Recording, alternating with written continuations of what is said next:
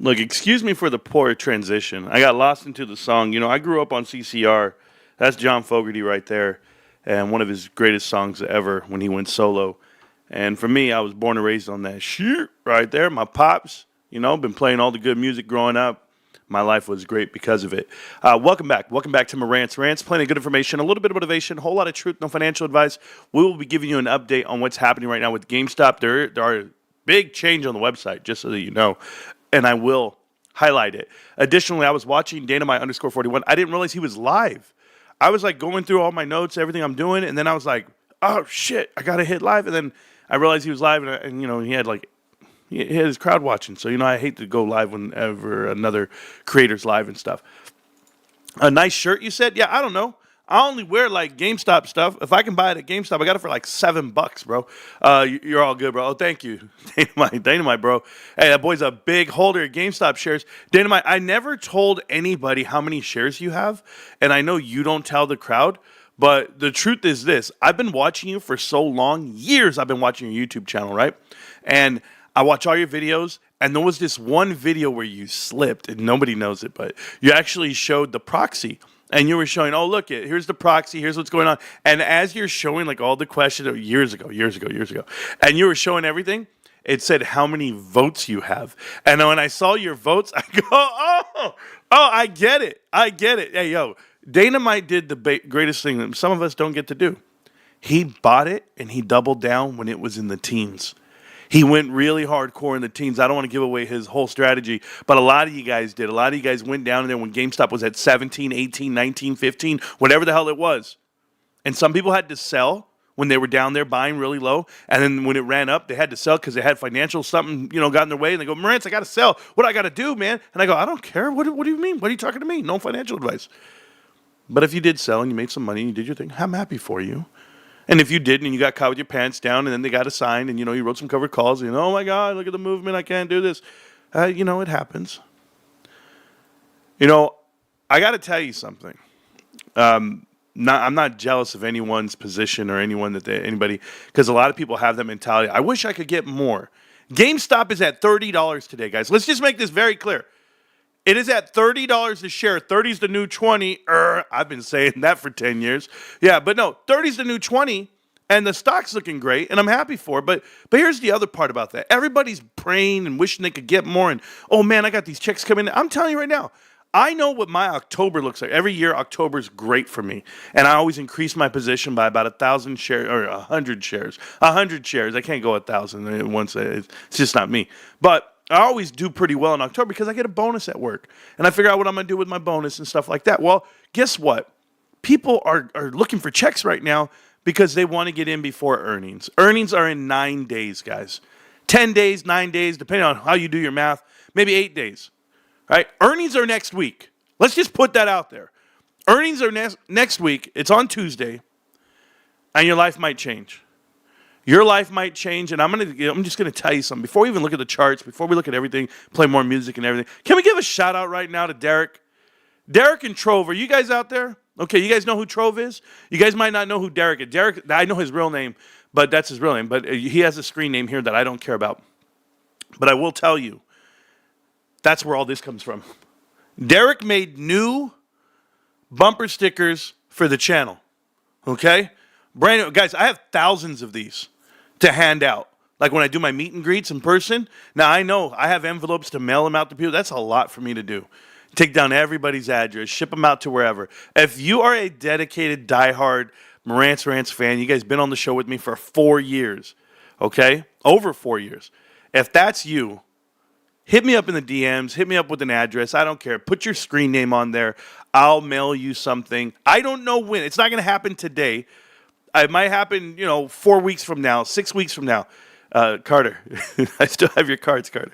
We'll talk about it. But I'm going to get some stuff to you guys. And I know people want the stickers. They want stuff to put on their laptop, put it on their toolbox, maybe put it on their vehicle, their Tesla. Who knows? Me personally, I got them there just so you guys can see them. And I'm forever thankful. Even the Moon Man.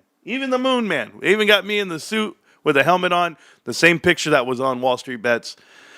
Oh, man.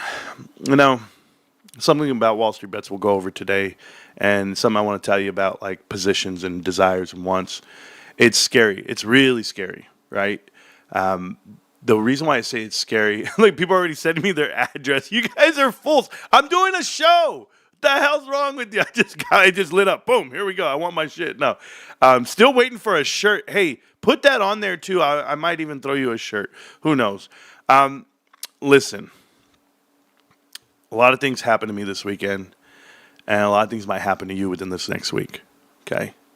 There's a movie out there that I've always said was an underrated movie of my lifetime. I had never heard of it before because if you know my life from 2001 to around 2006, that 5 years right there, that window, I don't know anything about pop culture. I don't know the best song out. I don't know what movies won awards. I don't know what sport teams won the Super Bowls, all of that. I didn't watch sports and do anything. I was in the military. In the military, we couldn't listen to music. We couldn't watch it because 9/11 happened. It was a big deal. Big deal for anyone who was active duty at that time in the Black Boot Army versus what was going through. So when I was in the military, I didn't get to watch things. And then when I got out, I had this thing happen to me. I didn't know what movie to watch one day. And there was a movie. And the movie was made in 2003. And it's called The Life and Death of David Gale. I believe that's the name. It's a Kevin Spacey movie. Now, listen, I'm not a big fan of Kevin Spacey as a person.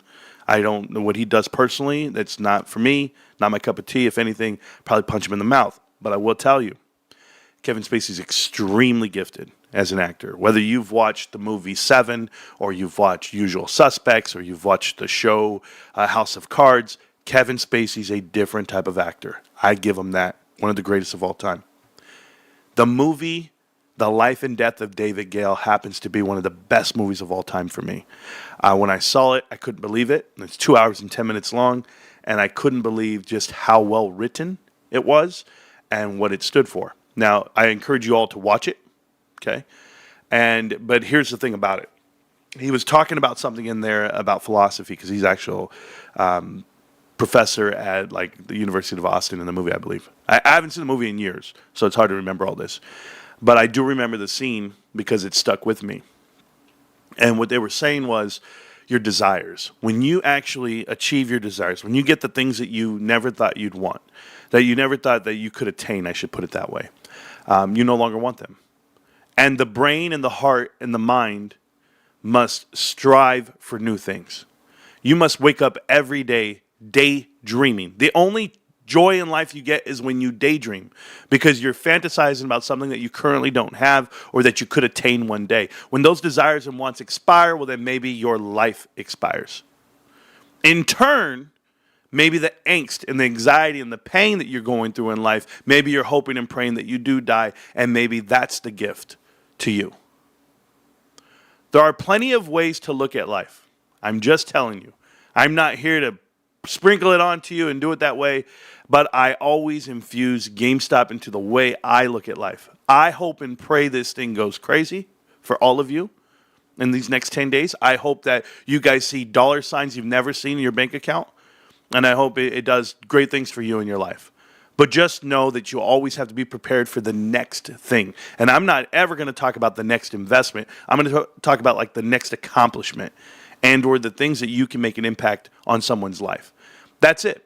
I want you to prepare yourself because if it does happen this way, there are bigger and better things than just YouTube. There are bigger and better things than just GameStop, and maybe bigger and better things than just the want and the need of this. Right? I wake up every day and I go live, and I'm hoping and praying someone on the other side of this damn computer is going to say, "Hi, Marantz, I want to be here today." And in this case, we do about 3,000 to 4,000 people a day. That's a pretty damn good show for me. I feel good about it. I say, wow, look at this. So many people want to hear what we have to say next. Well, how do we break past the FUD? How do we get past the distractions? I've got them all. Right now, AMC is at an all-time high. I've got to deal with all these wannabe YouTubers coming out saying, I've been pumping AMC for 4 years, but this is the month GameStop looks healthy and great, and I should buy it. What the hell? Yeah, GameStop is in a unique position. It has, the fourth largest cash pile of any retail company in America. Only behind Amazon, Walmart, and Costco. Then it's GameStop? GameStop's number 4? GameStop's the company everybody wants to be? Because they're doing it the right way. Almost like how everybody viewed Chewy for a long time. where Chewy was this outlier. Chewy was this company that developed everything. The infrastructure was built. There was value. There was retaining the customers themselves. The CAC was nearly zero, and it was all e-commerce. Well, look at GameStop right now. GameStop has this position where they're doing partnerships with PSA. They have multiple products that they're selling now, not just video games. Video games, new and used combined, only make up 20% of what GameStop actually sells. Nobody even knows that number. They think they're a video game store. They don't know the identity of what GameStop really is. So I was reading some post here, and it said STOP. STOP stands for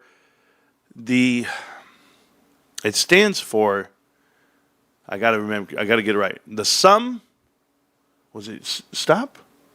The sum total of all parts. I want something like that. Somebody has to know what it was.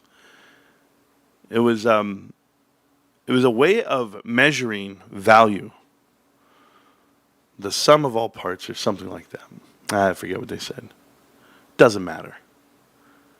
I've been telling you this for years.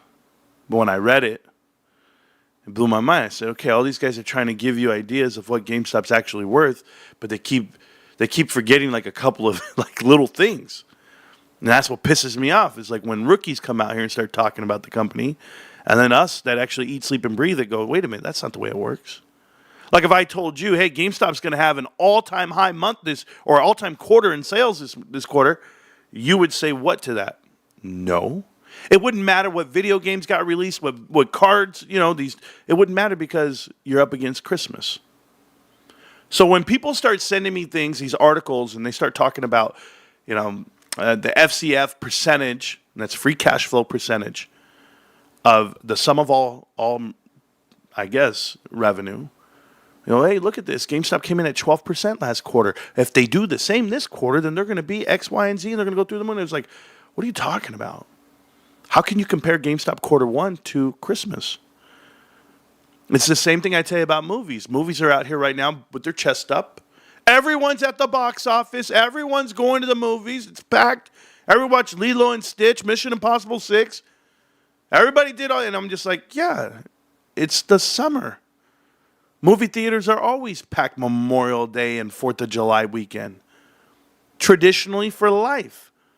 Because that's when the box office, that's when Hollywood releases their blockbusters. They don't release them in February. They sure as hell don't do it in October. No, that's horror movie month and lovers movie month, right? Not to get confused with each month.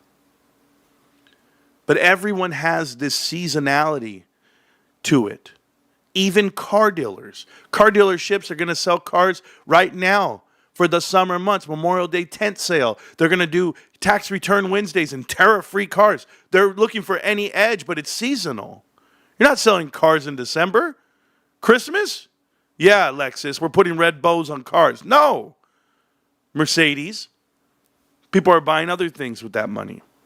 So now that we understand flows and seasonality, you got to look at what's really happening, what's really going to be said. So let's talk about the potential of GameStop earnings, please, and be realistic with it. One, the reality is this. Without the Bitcoin purchase and just talking nuts and bolts, Ryan Cohen stated GameStop is profitable. He said that in his interview just a couple of days ago.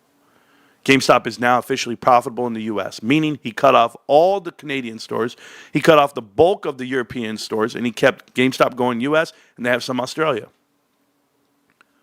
But I like it. I like that they can say that. But for me personally, I'm looking for around $20 to $30 million worth of profit. Net. What does that mean? Well, Marantz, if they bought Bitcoin at $75,000 at the end of the month, the end of the reporting period, which would, oh man, I should just show it to you. I can't just say it. Let me just show it. You guys would be like, how does he know these numbers? Okay, well, maybe because I study. But there's Bitcoin. So Bitcoin, okay, ideally people say, well, Ryan Cohen wrote YOLO over here, which that probably was his own personal YOLO. Maybe he made some money. Who knows? We don't know his finances. But it looks like GameStop announced right in here that they were going to go ahead and buy Well, in this case, $500 million worth of Bitcoin. So right around here on the 9th is what's being reported. The GameStop went ahead and bought at 75,000, 74,000. It would have been the true reversal, and then you see the pump of this, meaning GameStop bought 4,700 tokens. Now, the coins themselves. So for GameStop to run up in April 9th, you would have ran all the way to the end of the month, which would have been right around here, the 1st or the 30th, somewhere in that range, the end of the period, okay? The end of their quarter report would have been here. That would have put them right at around $95,000. $95,000 for GameStop on Bitcoin would have been an increase of around 20,000. I'll ballpark it to 19. So if I come down to 19,000, I times that by the 4,710, we're now looking at $89 million worth of profit. $89 million worth of profit that they will have to report on their earnings report according to the new accounting practices for GameStop. So if we're going to announce $89 million plus the 20 I already have in my back pocket, because I think they did really well, me personally. But if they couldn't get to 20 million, but if they did, okay, they have 89. That's 109. Oh. But if you have $6 billion, Marantz, or $5.5 billion, how much interest does it generate for the quarter? About 60. I'm pretty good at that stuff. 60, right? Because what do? They go ahead and buy marketable securities. They sell them short term. Boom, they make a little bit, 4 or 5%. But here you go. So it means GameStop made $60 million on interest, $89 million on Bitcoin, and operationally $20 million. So I'm looking for 169. 169 plus the 131 that they just did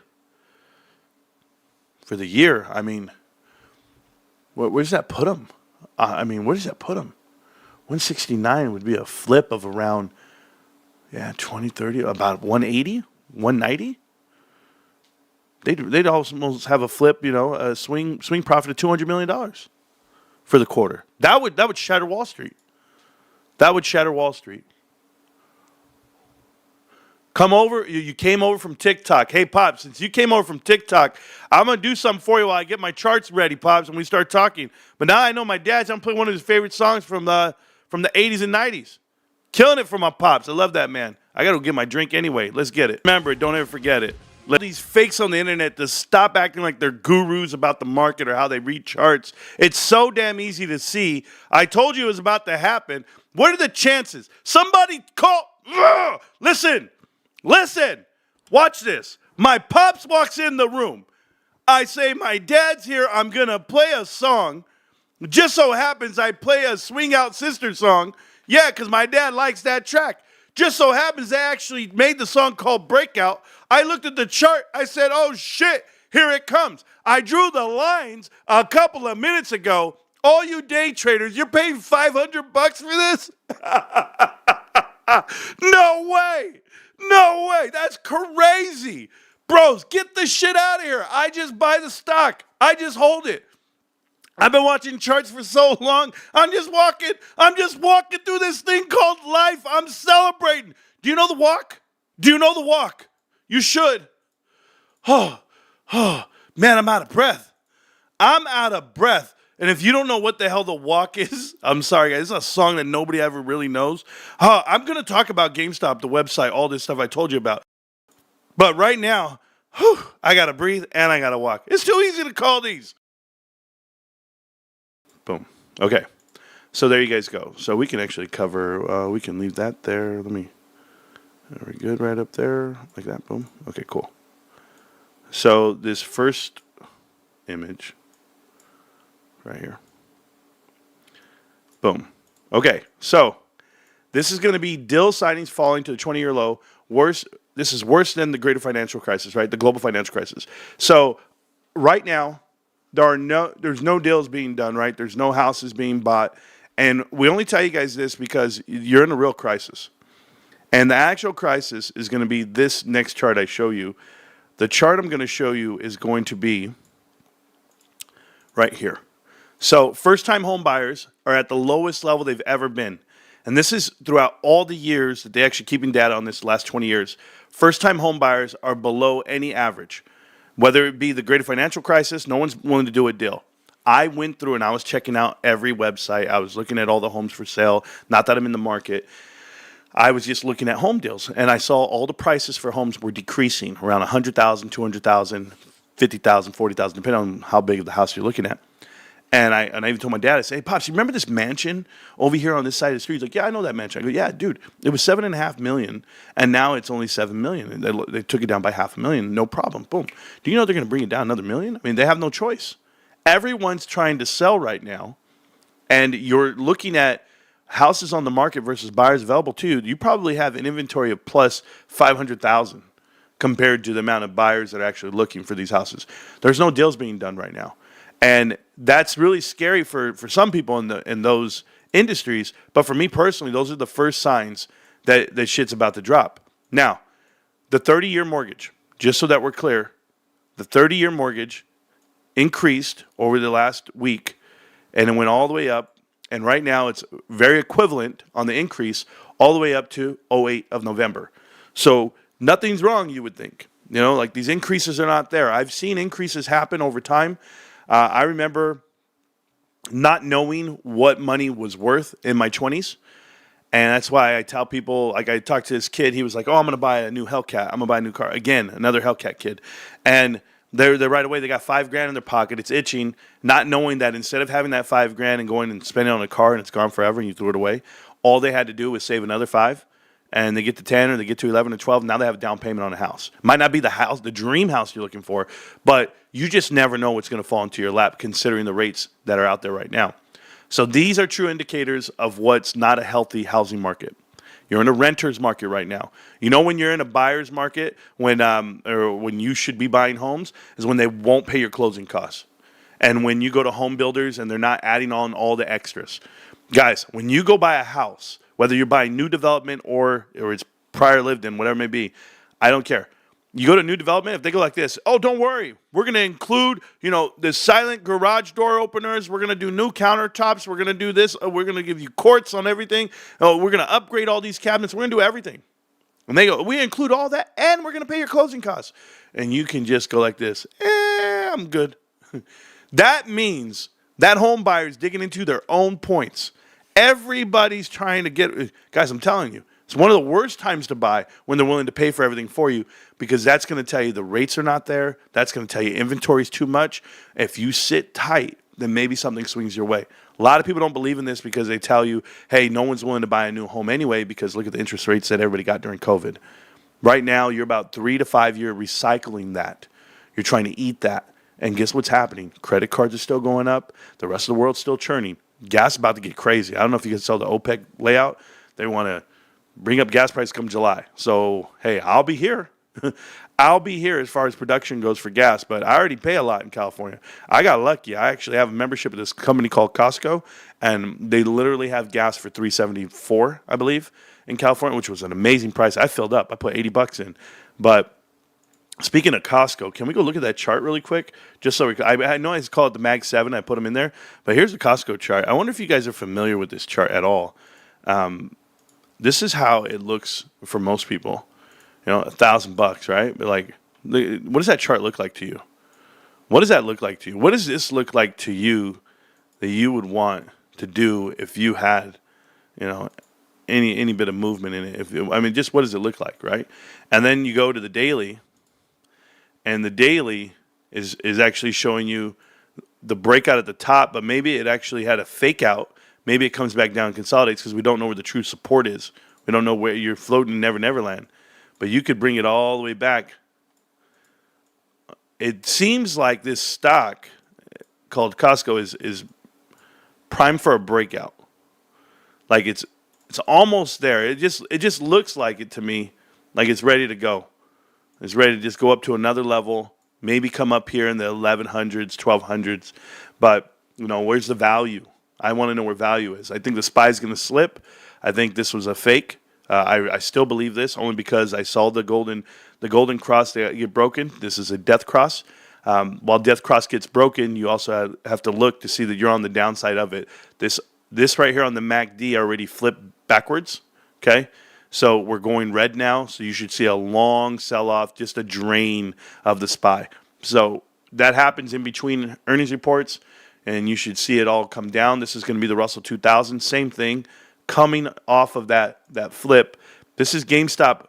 This was the spike that ran through. We touched the top. I'm not going to talk GameStop just yet. I want to talk about other stocks for a minute because there are some things that I want to go through on them. Let me see. What did it say? No, I'm good. I was like, my notes say eat, love, pray. Literally, that's what my note says. Eat, love, pray. I guess that's what I'm trying to do to survive.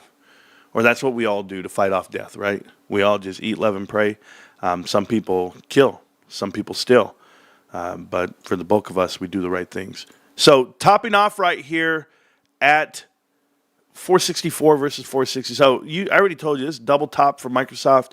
I don't know how Microsoft holds on. They can.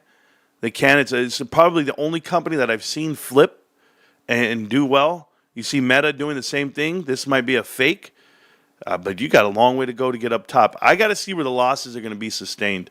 Right here, Google, it's tough. Amazon, it's tough. You took a step up. You're sitting above the 200-day moving average, but you're still in that death cross. Apple's getting their ass kicked.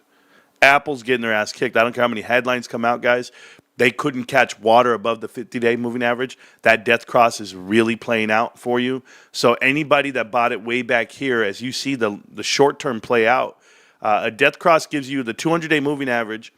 Actually, the 50-day coming below the 200-day. So those guys that have been holding it for at least 200 days, 8 months, 9 months, whatever it may be, they now see the trend going down. This is where they actually take their profits. They get to come off the table to get back into it. That's why it's a death cross, because the longer holders of the stock will eventually sell off. Now, this is all for swing trading, quarterly trading. You guys know it was the end of the month last month, so that's why a lot of things fell off just the last trading session that we were in. But you have a quadruple witching happening this period right now in June.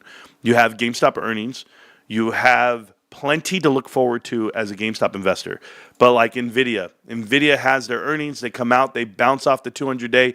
They're holding steady up here. But the truth is, are you still just doing what we call DR? Is this just diminishing returns?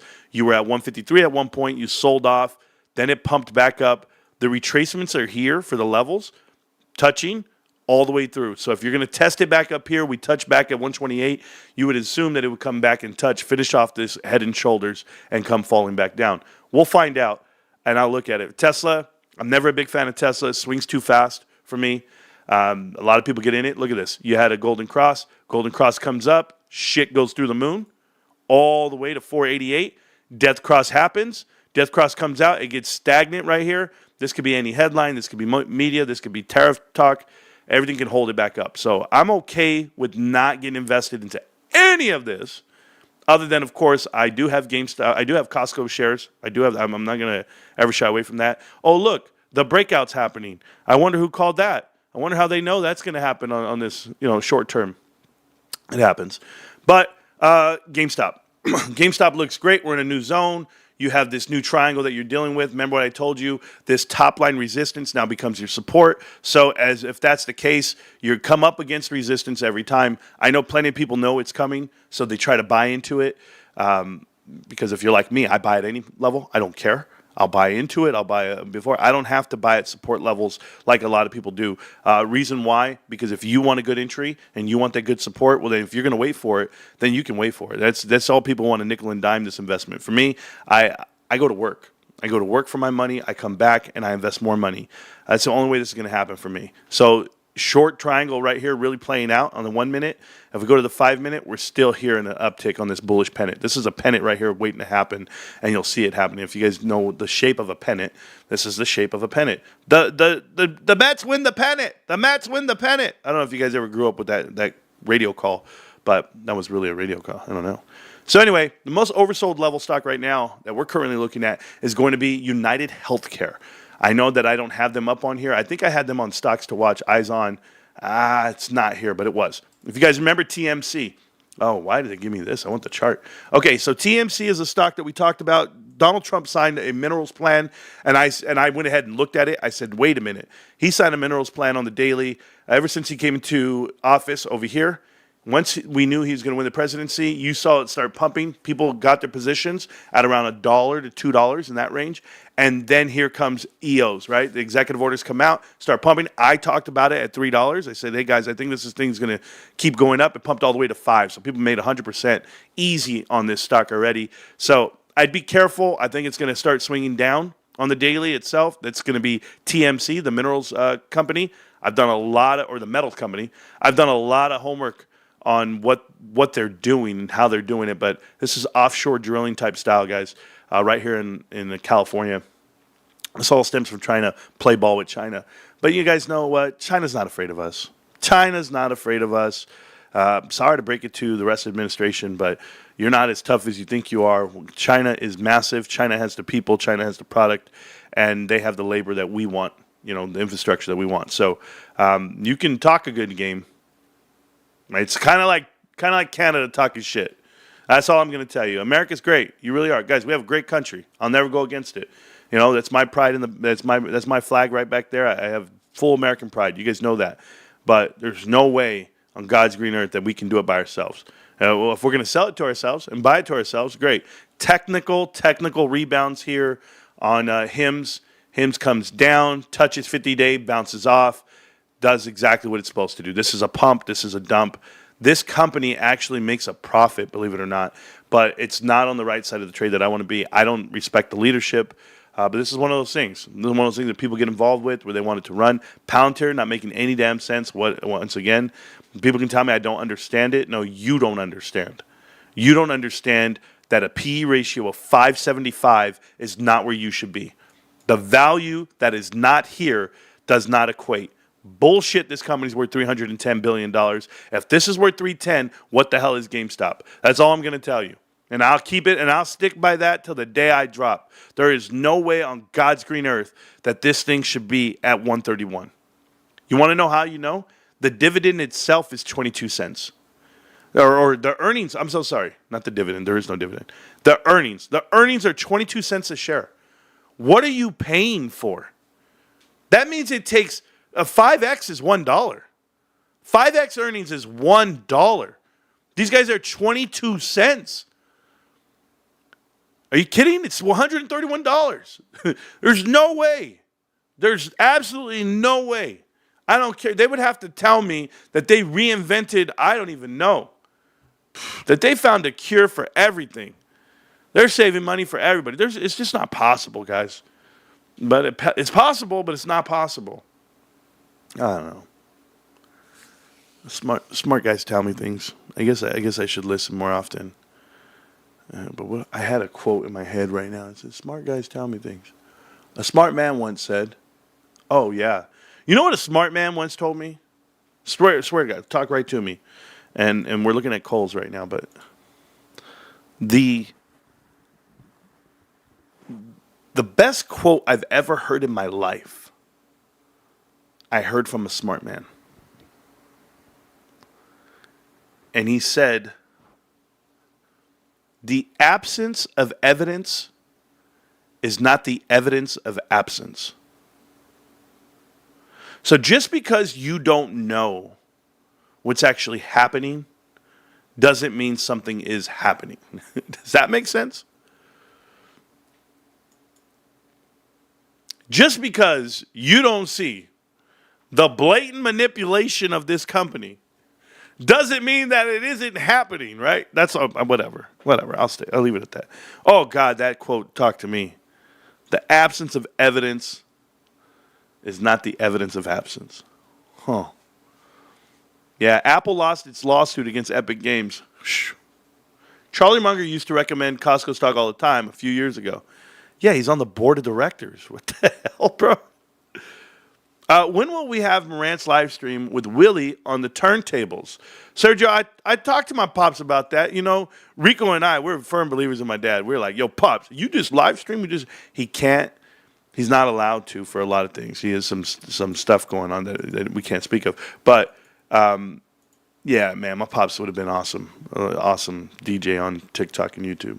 Yeah, he does really good mixes. He's fine. What's good, Marantz? Good morning to you and Team 51. Stoked to catch another live stream. Nothing but love, brother. Oh, appreciate that. Nothing but love to you guys, I get a lot of great messages from you guys, from everybody. Everybody always sends, their best for us and the family and the crew and what we do and how we do it. Let's talk about the elephant in the room, not for you guys, but for me personally. Let's talk about GameStop. I don't mind addressing the issues and what happened this weekend wasn't an issue. It was an insurance move. I'll put it that way. So, plenty of donations came through for the giveaways. You guys know we do giveaways. To give you an example, I have boxes of stuff over there, just massive boxes, right? But to give you an example of something that we'd give away, Derek sent this card, and I had never seen this card before. It's a Winklevoss card right here, and it's number 23 of 25. This card right here, hundreds of dollars from what I know. Hundreds of dollars for this card. But I'll give you an example of cards being sent. I have these Japanese cards that came through of Pokemon hits, and I already put them in the top loaders and stuff. So these are Pokemon hits that would be given away. I don't know who they are. I don't know all the Pokemon people things, but we give everything away on the channel to the kids, right? So we'd be giving away all this stuff to anybody, get the collection started. I have more slabs coming. I actually was shopping today, believe it or not, Pokemon, and then more Japanese hits on the cards themselves. Crazy cards that I would never even know what to do. Like this card right here is like a $40 card right here, $40 card. Get it graded, do your thing. Reverse hollows, everything's here. It's fine. So I just want to say thank you to all the stuff that comes through. And then what I did was I went to GameStop and I bought some more. What I buy? Prismatic. I bought prismatic sticker packs. You guys know that I got that Elite Trainer box, ETB, and I bought them and I donated them. I donated them because from the donations of the channel for Nick, I went ahead and did that for Nick, which his name is Vision Games Pokemon, where he's going to be live streaming and opening up packs and doing his thing. And we talked about it, he and I. And I want to take him to one of the meet and greets, like when I go hand out free stuff, and let him just be out there, be in the element of handing stuff out. Maybe put him on camera where he can hand out stuff to kids too about Pokemon and whatever. But it's just collaborating with the creator, doing a thing. But you guys helped out with those donations, so I said, okay, I'll get it back to you, man. They're hard to find. Everything's hard to find. It's all legwork, just trying to find stuff. And the other part about that was I was in there shopping at GameStop, and that's when their leadership reached out to me and was like, hey, here's our plan. Here's what we want to do, which in theory sounded like, oh, man, this is amazing. This is a once-in-a-lifetime type deal. Even their regional and district, like everybody knows how it's all going to go down. So then when they communicated with me as far as the rules and what potentially could happen, talked it out with my wife, talked it out with the producers of this show as far as all my sponsors and people that actually matter. And when it actually came down, and I'm not saying you guys don't matter, I'm just saying the people that actually I consult with, it wouldn't have been beneficial to a point. So it was going to put a lot of people in jeopardy, a lot of things in jeopardy, the brand itself. It could be manipulated. It could be a different recording, a different way of looking at it. So we talked about it, and I said, okay, well, I respectfully declined then. And it was no hard feelings, no love loss, anything like that. It was just one of those things. It's from a creator standpoint to say no. So I don't mind saying no, and we'll do another giveaway. We'll do it a different way. It's fine. But shout out to the local GameStops here. You just can't be at all of them, and that's the way it works out. But we did get more donations, more sticker packs. If you guys have one of these with the little EV promo card on there, 3 packs of Obsidian Flames. We have 2 of those come through. So those will be things that I end up giving away to kids, and we'll have them open. But there was just no way that I could I wasn't going to jeopardize what we do. And there was a way that it was not going to do, it wasn't going to help us out at all. It was just going to put us in harm's way, and the employees and the business of GameStop. So, but shout out to the managers and them. I mean, at least they reached out and they tried with it. But what they ask you to do and how they sign it and how they word it, I get it, and it's okay. But no, we're not going to do that personally. But hey, you know what I did do? I was cleaning up the house.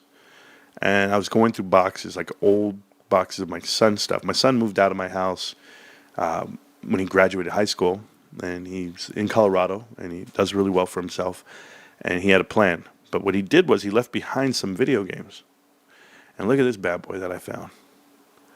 I found a Pokemon Diamond. I don't know how much this is worth, but somebody told me this thing's worth money. And so I was like, man, maybe I'd take it to one of those retro stores or trade it in. Because apparently it's worth a lot. We'll find out. Pokemon Diamond. I found that, though. Hey, just proof that I actually own DSs and everything else. I don't know. Pokemon, let's see, Diamond DS game. Let's see what it says. The game by its $40. If you had the box, $100. Oh yeah, $40. Okay. Maybe it's worth more to GameStop. Who knows? $85 if you have the box. And I ain't got all that. I just got Diamond. That's it. I just got the game. That's it. Right there. Boom. Somebody's selling for $59. Okay, not bad. $50. So that little thing, people will buy that thing, huh? That's what they'll do. I'll just go trade it into GameStop, let them have it. That's just the way I do it. I just give it to them, get store credit, buy more stuff for the kids. That's like, but hey, I found it. That's pretty cool. Anyway, back to me. Raw $40 is nuts for an old game. Yeah. It's sentimental for sure, and your son has a son who grew up with it. Nah, that guy's nobody, bro. My boy don't care about video games. Not that guy. He cares about like Skyrim or something, other games. Banger fine, yeah. A lot are faked. Well, that one's real, bro. That one's real. So I guess I'll just hang on to it. How about that? Well, that way. Okay, so let's go ahead and talk about the website. We're going to talk about that. We're going to show some videos. Let's see the clip really quick. Okay, back to this. We'll talk to this real quick. Not a fan of Kohl's. I think Kohl's is a bad business going right now. But, the leadership there, they're gutting their company. And then AMC, one of the worst run companies in America. Right up there with Mullen Automotive. Mullen Automotive is the worst. But AMC, Adam Aaron's in front of everybody right now because movies are packed and everything's going crazy. And he's going to brag on it. He's going to talk about it. I'm not a big fan of him talking at all. The Boulder attack suspect charged with a federal hate crime. Cool. I saw something happen in Boulder. I was working, so I really didn't get to check it all out. But I'm sure it was a tragedy. Let's see. Domestic box office for the monthly. We'll do the month. The month of May just ended. Let's see what we got here. All right. So, the domestic box office. Hey, Adam Aaron, Wall Street, everybody. The movies want to brag. They did almost $1 billion in May. Oh, my God. Hey, guys, it started in April. So, April, they did 875. Monster. Ooh, Minecraft. 875 domestic box office. Then they did 966. That means 1.7, 1.8. So I can only imagine what they're going to do in June, but 1.8 already. That's massive. By the way, the 966 on par with the rest of all these years. Very good month for all of the box office years that they did. But we know the truth about a lot of things. June's in at 44, which isn't bad after 2 days. 1 day, actually. Not bad. But you got to do just as well in June just to be on par. Great. What is it by the quarter, by the way? Quarterly.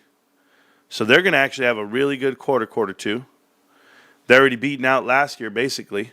They already almost have them beat.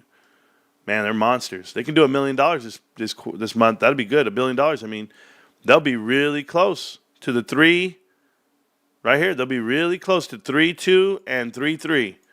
So 2018, 2019. So no excuses. Box office, you guys are going to be close. More like a 2.8, if you ask me. 2.8, 2.7, somewhere in that range. What we're looking at. But yeah, not bad. Not bad for the box office. This is as good as it gets. Can't lose it now. By the way, quarter one That's crazy. They only came in 1.4. Wow, that's trash. Oh, compared to the other years where there was 2.9. So the other years had 2.9, 2.8, and a 3.2.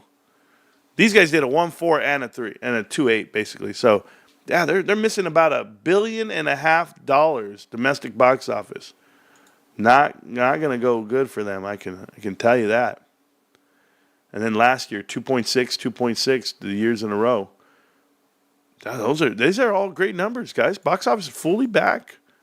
It's back. 2.3 last year, not bad. Compared to these other ones, barely broke off. So hey, the flat on this is as good as it gets. Where's the growth? Where's the growth? Oh, there's the growth. Right there, Marantz. There's the growth. Positions. Marantz sitting on $31,770 at GameStop. Not bad. $31,000. Not a bad day. Not a bad day to be up $1,000 today. Up $6,000 on position, up 23%. Not bad. Another share.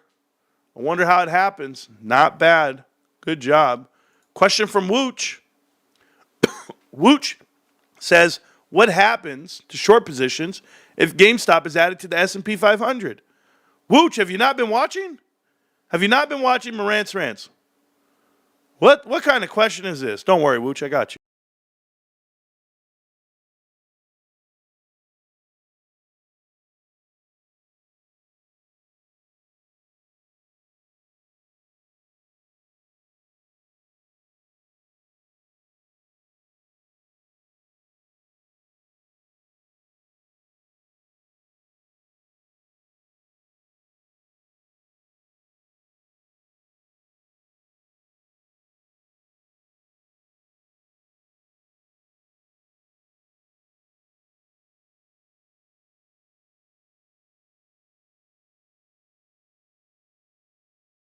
I thought I posted it. What in the hell is going on? I thought I posted it. I made a video already. What? Oh, it's uploading now? Take your time. Take your time. Twitter? Let's see. Bro, I posted this thing like hours ago, and it never uploaded. Wow. Oh, well, here we go. Time to upload the video to Wooch. Wooch. We'll call this one GameStop S&P 500. Yeah, I've always made those videos. Let's see. GameStop. I'm doing it right now as we speak. S. And hey, while we do that, can I take you something? You know, remember the family that I like to watch the wrestling? They're really good. The kids are so like athletic and they're amazing. They're like next level wrestlers. They're called the Mantanonas, and they go to Michigan. And the two brothers go to Michigan. They're all world, and they went to NCAA's this year, and they almost they did their thing. And their brother's been an All-American, and their other brother's a wrestler at Oklahoma as well. Two brothers at Oklahoma, two brothers over here at Michigan. They're not even the best wrestlers in their family. Oh, and they went to Budapest. They wrestle at Worlds. They're amazing. Oh. Their sister is the best wrestler I have ever seen in my life. And she's going to be a freshman next year. Remember what I'm telling you here. All right? Her name is Mia Mantanona. And she will be an Olympic gold medalist or something to it. Oh, hell yes. She's going to win the gold medal. Did I say this out loud?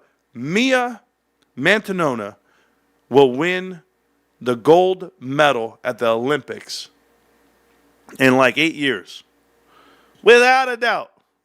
The baddest one in the world. She 8th grade, number one in the country. Number one wrestler in the country. Her brothers are amazing. She wrestles with her brothers, okay? She's the shit, bro. And her parents are great parents. So, yeah, Mia Mantanona. That's all I'm saying. Okay, whatever. Is this loading? It's loading. Oh, I did upload it. It never uploaded. Oh, man. Delete the upload. I had no idea. It's 72% in there. So sorry, Wooch. I had an explanation for you. Just not yet. Okay, here we go. back to the websites. Sorry, guys. Mia Mantonone, that's what I said, right? She's going to win the... Yeah. It feels good to be a gangster. Marantz went mute. Yeah, I was looking at why my thing wasn't up. Look at GME, my man. DeMarcus Cousins. I look at it all the time. Why don't you keep it down, bro? Keep it down. What is it? Is it taking off? There's more to learn about the damn stock than just looking at that chart that you want me to look at all day. You know, if all you did was look at charts, you'd be one of these other idiots. Okay? Listen to me, okay? I know when Doritos break. I understand it. We're fine. Don't worry. All these guys looking at charts. Oh, the chart's going to do this. The chart's not going to tell you what I'm about to tell you. You guys ever watch this website? You guys should. So you go to trading cards, right? Go to graded cards. Now, I've been looking at this website for the last, 9 months, a year. PSA graded cards when they started selling them. It's been almost a year since they've been selling PSA graded cards. These cards, newest to oldest, this is so cool. One-piece cards, whatever they have here, right? The most cards I ever saw for sale back in the day was almost 4,000 at one point. Then it went from 4,000 in one night to 1,000, 1,400, something like 1,100, something like that. All the Pokemon cards were gone in one night. This is right after quarter 4 stopped. And what we know now is that they took all those cards and they put them into boxes and they sold them as these booster packs, whatever, like mystery packs. Pretty awesome, though. Pretty awesome concept. I can't believe they did it, and everybody was getting those cards. Okay, cool. Can I tell you that when we were talking just last week, we were talking on Friday, GameStop had 4,800, 4,900 cards on the website. From one day to the next, 5,366. Now, it was all the way up to 5,500 that next day. And I said, oh my goodness, to go up another 500 cards. Remember, they got to have pictures. They got to have ways to keep a track of them. They're coming in over 5,000 cards, guys. But it came from the end of the month in May. So I was like, yo, they're just pouring cards onto the website, meaning people are trading them in, giving them value. This is going to be your mega shop to get cards online. More people are going through it. The more cards you have, guys, the more transactions you have, and you'll never understand. And I know people are going to be like, well, what are you talking about? That's inventory. They're hanging on to dead cards. They're doing this. You don't understand. You don't get it. Trading cards, just so that we're clear, okay? You guys remember just 2 months ago when Pokemon said 24, and I was calling it out. I was here. I was like, guys, they only have 24 Pokemon cards online. What the hell's going on? Yeah, 3,579. The bulk of the cards are Pokemon cards, and even One Piece. These cards don't lose value. They're not baseball players and football players. The reason why trading cards for sports fluctuate is dependent on the player and their career and what they do. They could have been Rookie of the Year one year. Next day, they got hurt. They're trashing out the league. Like, this is how it happens. So when you're looking at cards and we're looking at what's hot, that's why you sell them and you trade them instantly. You're like, boom, the hottest card right now is going to be right here. Cooper Flag. Cooper Flag's the hottest card going right now, and they have tons of these PSA 10s. They got them graded. They got them out. Boom, here you go. Perfect cards. People want them. You're going to have them. You're going to hang on to them for a long time in case the kid has a good career. Well, guess what? In the case of Pokemon cards, it doesn't matter. It doesn't matter one bit. Did you get the set? Do you have it? Good. 10 years from now, someone's going to want that card. That's the best part about GameStop and what they're doing. The other side of the trade is everything you want. Remember that. Now look at the chart. Oh my God, Marantz, look at it. I did look at it. Do you remember when I said this is a breakout right here? They're going to have a breakout. Then you have a little Dorito here. This little Dorito, it ate. It tested. It ate, and guess what happened? Peace. Gone. Now we're in a new Dorito. New Dorito. This is going to be good all week. We're going to be good all week. You know, I've seen natural movement on the stock all week, last 2 weeks. And this all stems from the fact that GameStop's earning reports coming out. And we always usually run pretty good on earnings all the way up to it. Then the earnings come out, and we get bodied, babe. It's okay. One day, everyone's going to like what they have to say. And one day, analysts are going to cover the stock. And one day, they're going to be like, you know what? We heard this stock was amazing. Where did we hear it from? Maybe they heard it from you. Maybe they heard it from me. Maybe they heard it from we. I don't mind. YouTube and other channels wanted GME PSA graded cards for their own mystery packs. Exactly. It's taken off. Yeah, it's okay. Oh, well, you get excited about $1? You get excited about $20? What do you get excited about? I'm up green. Were you green? Are you green? I'm green. I got to tell you guys something, though. We're going to watch some videos. Before we watch these videos, you guys going to give me a sec. I have a cold Coke Zero. I'm ready to have it. Oh, is that video ready yet? It's 85% loaded, dude. What is going on with this world? I don't know what's going on with the world. Oh, I got a message. Is it my wife? I always got to check my messages today. No, it's not my wife. Nope. Apollo Global Management. What the hell? Huh? Partners with banks to trade private credit. Well, we know that. Partner with JP Morgan, Goldman Sachs. Yeah, we know that. Liars. Congratulations. Vinny, I got you, Vinny. You're on jet. Are you out by where I live, Vinny? Where do you live? Oh, New Jersey. Never mind. Oh, God. Yeah, I got you, though, Vinny. I got you. Don't worry about it. Vinny, you want a shirt, too? Tell me the size of your shirt you need. I get you stickers and a shirt. If you're stateside, guys, I'm giving you a shirt with it, I guess. If you're international, all you're getting is the stickers. I'm green. Been busy with work and family. Just joining in. Thank you, man. 30 is the new 20. Please. Yeah, Vinny, hit me up. Yo, thank you for the stream, brother. You're welcome. Watch this. I'm going to be right back. Oh, by the way, no Kendrick Lamar ever. I saw, if you guys didn't see what with AMC Mike, Clipper Mike, whatever his real name is. I don't know, Mike. Mike went out there and was posted that every time he turns on the radio, there's a Kendrick song on. In L.A., yes. It's absolutely ridiculous. Every song. Oh, it's so gross. There comes a point in life where you just get tired of it. So, all right, I'll be right back. Give me 1 second.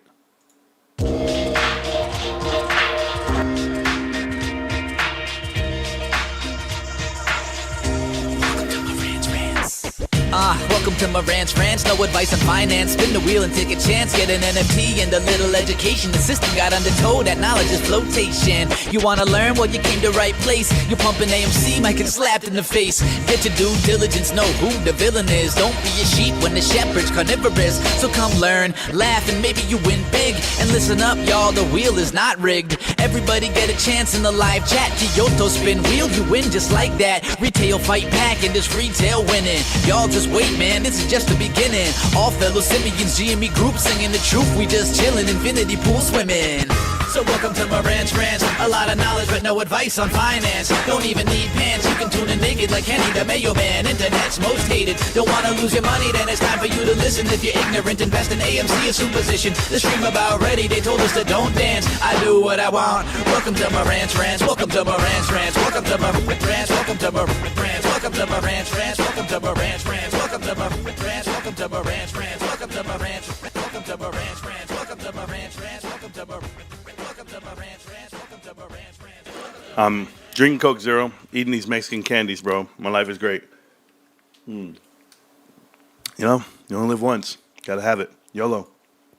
Literally. All right, we're gonna watch some clips. Don't worry about GameStop. It's looking great. So I was watching this one prominent YouTuber. He's one of the best in the business. His name is Dynamite_41. I mean, Dynamite had like one of the best clips I've ever seen in my life. It wasn't him. It was a video he was showing. But I was watching it and I wanted to watch it. So let's watch it together. Let's see how it goes. We might have lost Jeff again, which maybe we'll get that answer one day, Jenny. I really do wonder the answer to that, so hopefully we can get it back. But, you know, we talk all the time about the NVIDIAs and the Teslas, but GameStop was unique because it was that trade that seemed to not have the institutional backing. It was primarily, this subset of active retail traders, and it made it so unique, but also so interesting. But it hasn't performed the same way over the last few years. So I do wonder if it still gets the same amount of attention. I know you check out things like Reddit and some of those areas. Does it still get talked about a lot? It does by the loyal enthusiasts. I mean, there's still, and I've always supported the way it was like the street didn't necessarily give the proper value to the fact that there was like a mass retail trader that was, moving the stock without this mass institutional interest. And I always, we talk about things like Roaring Kitty and why do we give so much credit to like an analyst, but not someone that's making these huge purchases. It's just somewhat of the way things fall sometimes. But I do still see the Wall Street Bets thread from time to time. It's definitely still active. I will say short interest in this name has come down considerably from, like meme stock peak, but at some point they were able to turn those kind of memeing moves into real dollars, right? Like if your stock goes up and you can issue more equity, you can turn that into cash. And so the fact that it's been able to maintain its price at elevated levels from where it had been, it's not like AMC that totally retraced and then lost a bunch of its value. Yeah, GameStop's off its peak, but for the most part, it's actually done, pretty decently in terms of its performance. When you look at its average moves around earnings, 10% or so, it's not like it's doing anything out of the ordinary one way or another recently. So when you're looking at this name, you do have earnings to worry about. It's next week, I believe, sometime. You got this new Bitcoin story, so now you got Bitcoin to factor in. But I look at the performance, it's like it goes into slumbers and then it wakes up. Like it was very, very quiet for much of April and May, and then suddenly on the 22nd of May, which would have been earlier, actually late last week, it's like it's had 3 consecutive huge moves and then one big down move now. So fun one to watch, but again, not the highest on my watch list, I would say. No, and I will say that this news is interesting. It does also illustrate the fact that GameStop is trying to become one of these Bitcoin holding type companies, and by no means right now is it even close to a name like MicroStrategy or Strategy, whatever you want to call it, but it is still trying to leverage itself as a play into Bitcoin, which to me is a smart move. I mean, we've seen, again, continued interest in this name, but also it tells me that you have a failing traditional business model, which like at legacy GameStop stores, you just hardly even see them anymore. So that to me is a fundamental, unfortunately, snag in the entire narrative. I applaud them for making a smart move. You look at this chart of Strategy, it's been very successful, but they're nowhere near that level yet. This is just the entry. Yeah, and this is a tough space, right? Like this is one that was so disrupted by just technology improving, right? Like you used to have to go to the store to buy the new game because that was, you needed the cartridge or you needed the disc to put into the console. Then now that you can just buy it directly onto the console or rent them or whatever it may be, just from the couch. Really, it's the same story as Blockbuster, right? There used to be a need to go to rent the movie. Well, then you could eventually do it at home, and you cut them out. Now, GameStop's trying to do things like we talked about with the Rokus and the Salesforces and the other names to try to remain, an ongoing business and company. And in many ways, it's doing okay with that, considering it has adjusted EPS that's positive now, adjusted net income that's positive now. But the revenue declining tremendously quarter after quarter goes to show that it's a story that needs to find some sort of off ramp at some point. Maybe that's Bitcoin. Yeah, because unfortunately, I don't know how much longer I could listen to bullshit, but let's talk about everything they just said, just in general. One, somebody in the chat right now is saying GameStop has a new what do you say? New GameStop filing just dropped. Really? That'd be really cool, dude. For you to know what you're talking about for a day. Be awesome. Anyway, there's this thing called investor relations pages you can look up and you can see if there's any activity. Or maybe you have alerts on your phone ready to tell you what's happening. Let's talk about the stock for a minute because it's actually doing another Dorito. Bullish pennants just breaking out. Okay? I know. It's like I told you guys. We're up and to the right. Don't worry. Dorito. Dorito. I mean, it's just there all damn day long. Where were they? 11:30? Another Dorito? Man, I want to play some video games. I gotta go to work. Damn it. All right, whatever. We'll keep talking. All right, let's talk this out. The news guy just confirmed 10% average downswing nearly earnings each time. I said more like 15%. Yeah, I hear you. Here's the thing. All these guys talk about like top line revenue and legacy business and whatever, but they don't even understand about the over leveraging of yourself.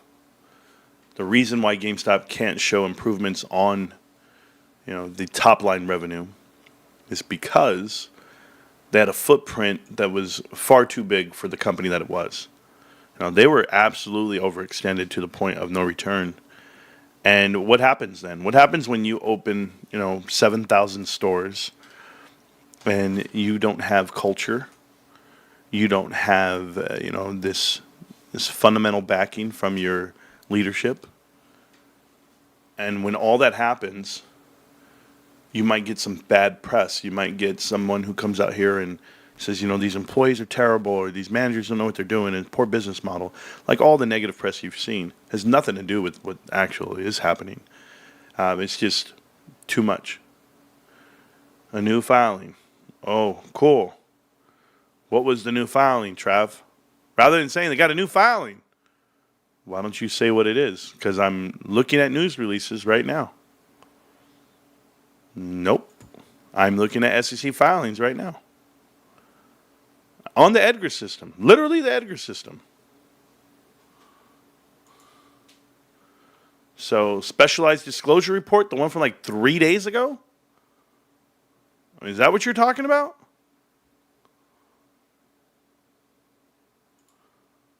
Like, I don't understand. But you can help me. GameStop is a parent company of subsidiaries, including GeekNet,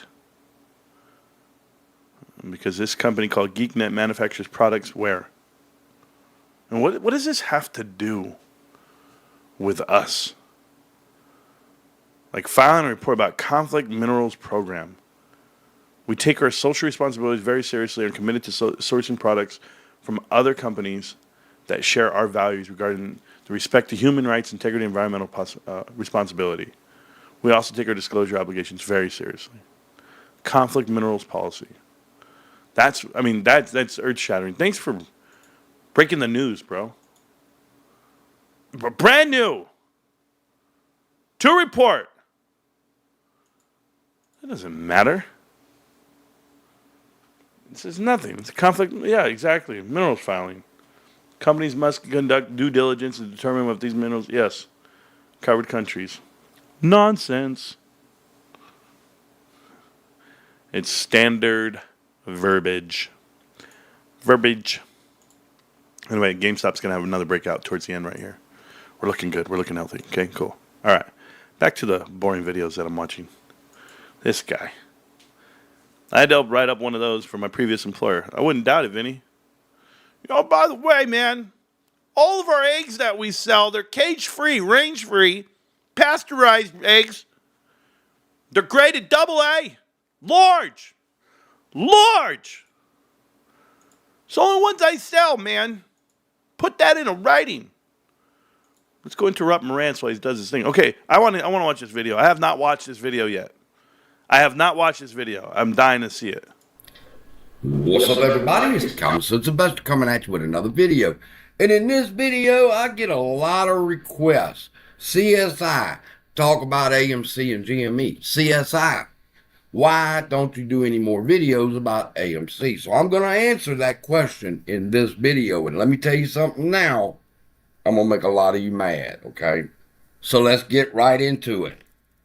Okay, AMC just had a fantastic weekend at the box office during Memorial Day. Great earnings, the CEO says. Everybody's on top of the world. And over there in the GME world, it's my understanding, I'm not 100% sure because I don't follow it anymore. But I think that Ryan Cohen finished their Bitcoin situation that they were working on. And now they own Bitcoin. And both of these factors, AMC's great Memorial weekend and the Bitcoin completion of that deal being done should have made these two stocks go through the roof. But they didn't. Instead of going up like everybody would anticipate, the stocks continued to crash again and again and again, regardless of what news comes out. Tom Cruise shows up at the movie theaters to promote his new movie, and the stock falls. Jesus Christ himself could come down and go to AMC Theater to show the Passion of the Christ, and the stock would still fall. Why? Because as long as there are liquidity fairies, these son of a bitches who can counterfeit securities and nothing is done to them for it, you will always have market manipulation. Take a look at this art. Why does the stock go down? Why are we having these conversations there? Hey, Toothless, a.k.a. I don't know your name. We're going to try to save you. How to Save the Last Dragon. Listen to me. I'm trying to help you, Bubba. You got a new trailer. That was nice. You got a new one. I love it. But hey, can I tell you something here? Common sense investor. You got the same talk. You got the same ideas that we've all had for years. Years, and it's so wrong. Do you want to know why companies get short and stocks just show up out of nowhere? I'm going to tell you why it happens. Because those companies, like AMC movie theaters, are complete garbage. They're just trash, fancy trash, in your words, garbage. That's what they are, man. I couldn't tell it to you any other way. I'm telling you, you take Becky Sue, you take Peggy Sue, all the whatever you want to do, sue them all you want. Remember that? Remember when they had that little lawsuit going? And they said, "Hey, common sense investor, we're gonna manipulate this investment by giving you ape, and you're gonna like it, buddy." That's what they did to y'all. They gave you ape. They said, "Come on yonder, come hither, come hither." I said, "Mama, they're gonna give me these free shares, and they're worth more than what they gave them to me for, because they're gonna go to the moon and back." We said, "No, they're not. The hell they are. You're gonna have to hug a fat man named Adam. Aaron, he came around, he told you, I'm just going to take your shit, and you're going to like it, buddy." And what did you do for some YouTube dollars? You told everybody your number one investment was HYMC. Well, now do you see? Do you see what the hell happened? Marantz had it right years ago. Marantz says, "Why are you making videos about this shit? Now you're a Forex trader. You're trading dollars. The dollar's so strong, I got to trade commodities markets, futures. Oh, shit. Why do you still live in a goddamn trailer? Oh, you like it. You like changing your daddy's diapers? Hey, listen. My pops is a real man. He said, "Ain't nobody wiping my ass." That's what he said. "No, Marantz, I ain't living in no home. I'm going out like a G." You lost a G. That's what you did, along with your two front teeth. All he wants for Christmas, this guy. Oh, common sense investor. Not so common. Not so common. What you got, $10 on it? But it keeps smoking a pipe through the two teeth you got. GameStop, kicking ass and taking names. You act like you don't know. "I don't follow it anymore. We don't know what Ryan Cohen's doing. I think he completed the GameStop transaction." Bunch of bullshit. That's what you don't follow. You followed around like a puppy smelling ass cheeks. That's what you do, kid. I know the truth about you, common sense investor. "Marantz, you don't know. I'm the godfather of the parking lot." You mean the trailer park, right? Yeah, I bought 2 trailers, $5,000 a piece with my YouTube money. And then with my AMC dollars, oh man, I'm so rich. Why? Fucking guy. Anyway, what are you going to do, bro? What are you going to do? Marantz is a smart guy. So smart, I told you not to buy it. So smart, I told you to run. And all you bitches made videos. Oh, you and who's this other guy? Scavenger. And this other guy who, I'm the other investor. I forget what they call themselves. I really think GameStop's got a lot of potential right now. I've been watching a lot of Marantz Rantz, and he said it. Oh, God. Dude, it's crazy. Marantz, I'm sitting here wondering how you would look in a Hooters uniform watching the Diddy trial. How I would look in a Hooters uniform. Well, first off, them itty-bitty shorts.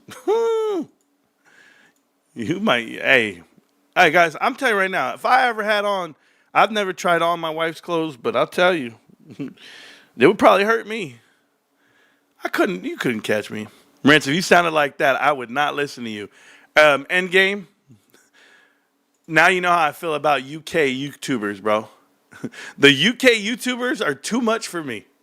Like, one phone call with Trove, and I'm like, all right, Trove, that's enough, man. All right, I got to get off this call, man. Trove's right there. Jolly good, bro. Yeah, cheerio, mate. Yeah, I don't know what he'd be saying, bro. And half the time, I'm just like, yo, Trove, what did you say? Can you say it back real slow? Well, I was sitting there in the buggy, and I was in the loo, and I'm in my flat, and I'm so what the hell are these words? What are these words? I can't. Hey, shout out to the Queen. On this day, centuries ago, she got her coronation. It was the first televised coronation. You guys know about this stuff? Am I the only one who knows about stats about today? You guys ever said, you guys don't know any stats about today? like, do you know who died today? Like, there was this dude, and now I didn't know him, but I just know him because they always say, man, you don't know nothing. You don't know Bo Diddley. Bo Diddley died today. Anniversary. How did I get that right? How did I just do that right now? I have no idea. I didn't know. Bo Diddley had a square box guitar, y'all. Swear to goodness he did, y'all. Bo did that. Ain't that how you talk? You talk like you don't know Bo Diddley. I know Bo Diddley. I do know him, matter of fact. But yeah, he died on this day.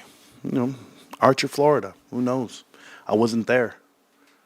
Another fun fact about today, there was a swimming pool put in the White House today on this date, I don't know, like 90-something years ago. Nixon filled it up. Nixon not trying to show off his beach body.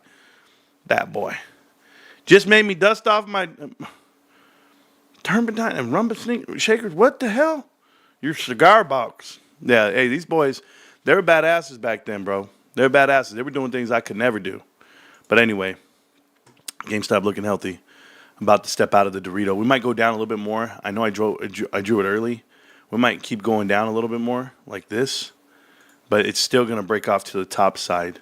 It's still going to get up. But it still has room to come down some. Just give it time. Give it time. We'll find a support. I don't think the support's right here.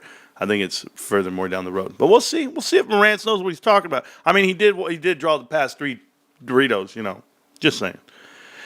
I don't know. He gets lucky. Marantz, I don't know how he does it. He just does shit. And then, it happens. And you're like, man, it happened. Yeah. Okay. I got to show you this. I got to show you this other video. Are we done with this Common Sense Investor? Hey, y'all. Welcome back. It's another video where I talk about liquidity fairies printing out stocks and stuff. You know why I get mad? Companies with poor balance sheets, companies that don't make a profit, companies that even make a profit but yet make the wrong decisions, those are the companies that you need to avoid. Those are the companies that we expose. And yes, AMC is one of those. Listen, I don't care if the stock goes up. I don't care if these guys believe in it. Like, these guys are out here. I heard a guy say, one of these stupid-ass investor guys, hey, YouTube, I know. Listen to me. You're a YouTuber. I'm talking to you. I don't even know your name. It's like institutional trades or intellectual trades or not so smart trades. I don't know. You're an idiot. You're pacing around and you're talking. You don't know what you're saying because you're trying to remember everything that I said. And I get it. You just use all my talking points. You don't know shit. You're invested into AMC and you say it's going to go up because GameStop goes up. AMC is at the equivalent of like 30 cents today. Nothing's going up. It might increase in prices, but you're going to keep buying the bottom of this damn thing and not understanding what's really happening here. You're supporting an Apollo investment. Do you know what Apollo supported for decades? Do you not know about Jeffrey Epstein? Do you not know about ordering these masseuses and models and whatever they do in the same MO for the same leadership, whether it be Adam Aaron, Leon Black, Jeffrey Epstein, you name it. But you're invested with that, and you're okay with it. There is no moral compass. You're just trying to make $1. And you say, oh, it's going to go up. Doesn't matter, dude. There's money to be made in plenty of different ways. But I saw our government tear down 2 buildings in the middle of the day. And it rocked my world because I said, damn, they're willing to kill 3,000 people, 4,000 people. They don't give a shit. It's about the million. Bypass all of that. You can make in 4 hours what others spend decades slaving away to earn. All you need is one really good trade. If you didn't know any better, you'd say that trade-off doesn't sound so bad. There is a place for those who pursue that second path. The siren song pulls you in, and in one swift move, you're either a millionaire or you're left with nothing but the scars of a broken dream. This is Wall Street Bets. It was once an obscure digital underground for high-stakes traders, but has come to the surface over the past few years after the 2021 GameStop squeeze brought up. I have a real problem with what David just said. David, you got a 24-hour timeout, David. David, you've been a part of this show for a long time. You say some stupid shit, bro, you'd be looking for a new home on the internet. Straight up. It's the dumbest shit I've ever heard in my life. When you attribute what you just said, everyone can put their own money wherever they want. That's not our business. Not even to judge, but everyone can do whatever floats their boat. We're not God. That's not our job. You're completely wrong. You're completely wrong with the way you think. No one's saying we're God. But there is a right and a wrong. There is a moral compass. Maybe you don't have it. Maybe you don't have that guide. Maybe you're the Rico nose of your debts are your debts, and there's no condolences here. Do you want to know why I come out and I'm an advocate for not gambling? Because I've seen what it can do to families. I've seen what it can do to people. There's rights and wrongs in life. You better believe it. We're not judging. We're helping. We're walking hand in hand and guiding. If that were the case, we'd just have offspring and leave them and eat them and kill them, right? But we're not. We're human, like you said. And humans need that. Humans need guidance. They need support. It's a lot deeper than just, hey, you buy what you want, you do what you want. Do it for me, David. Go out there. Go out there and sleep with as many women as you can afford. And then go home to the woman that cooks, cleans, takes care of you, supports you, and give her all the STDs that you bought. How is she going to like that? How is that fair to her? No different. No different when you're investing. We're trying to teach you something. And if you don't want to learn it, don't learn it. But I promise you, right here, the internet, you just called it, right? This is my life. You're not welcome to it. You're not welcome to one episode that I do out of my free time and will. Not one. You want to know why I don't associate myself with other YouTube channels? And the way they present it and the way they promote? Because I don't agree with it. You say, Marantz, you should partner up with so-and-so. I don't agree with the way they run their lives, the way they carry themselves. You are who you surround yourself with. Show me your 5 best friends. I'll show you who you are. You know who my best friends are? Ruben, Almo, Kyoto, Stacks, hot this year, Ravenstown. Boys I've been hanging out with right here for 4.5 years. Killing it. Doing the right thing when everyone's watching. I even got Jay, got Trove. I got plenty of people to bounce shit off of. You're a joke right now, David. It's so dismissive what you just said. Because you attribute and tie money to it. Who cares? You don't pocket watch, man. They do what they want. You know, you can't be doing it. Okay. Then you start supporting shit that's going to ruin people. Go for it. Matter of fact, I got about 40 investments you can make into private equity investments. Just know, everybody's going bankrupt. You guys want to talk about numbers? Let's talk about employment. Tons of people are laying people off right now. We're talking about retail companies laying off 89% of their employment force. It's been reported. We'll keep doing it. How many cuts you want to make? Hey, private equity, tell me why you actually run nursing homes. This is great where we're going to actually make cuts. I know how to make this nursing home profitable. Matter of fact, let's go ahead and cut personnel and payroll. Therefore, more people can die on our health care, on our watch. Oh, well, they shouldn't have brought them here.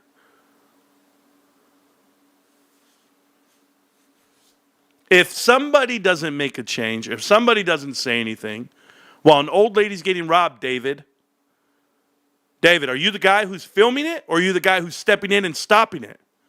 Let me film this and get more views. Matter of fact, Mullen Automotive and AMC movie theaters, Bed Bath & Beyond, Tupperware, Big Lots, every other private equity investment, they all want to fuck retail. They want to take money from the people. I got an idea, David. Who gives a shit, right? Let's just record it, make clips, and pump this shit with them. Who cares? We're just going to watch the old lady get robbed. We're going to watch the dude sell crack to a pregnant woman. We're going to watch the kids get kidnapped. Who cares? Let's just record it and talk about it. Fuck it. Or are we going to wake up and we're going to live a different life? You know what? I'm going to stop it from happening. I'm going to be the difference. I'm going to be the impact. Not make an impact, be the impact. I'm going to show up every day, record, do a video for you, for your entertainment, David. Fuck it, I'll turn it off. I'll never come back. Then what do you do? What you've been doing before you ever saw me.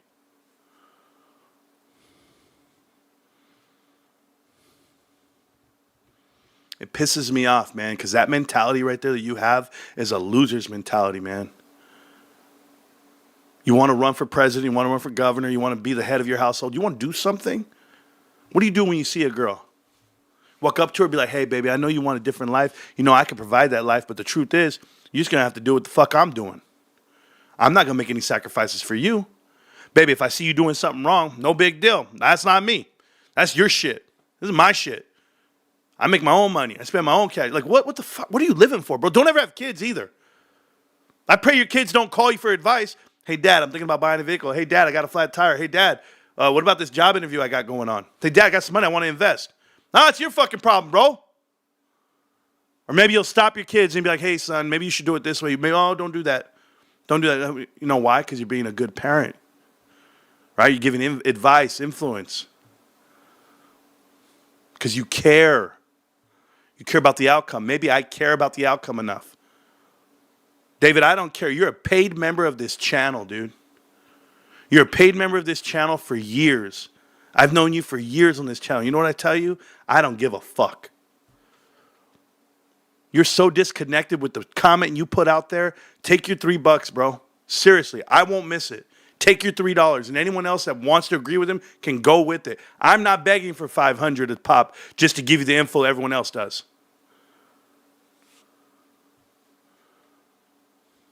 Nah, man.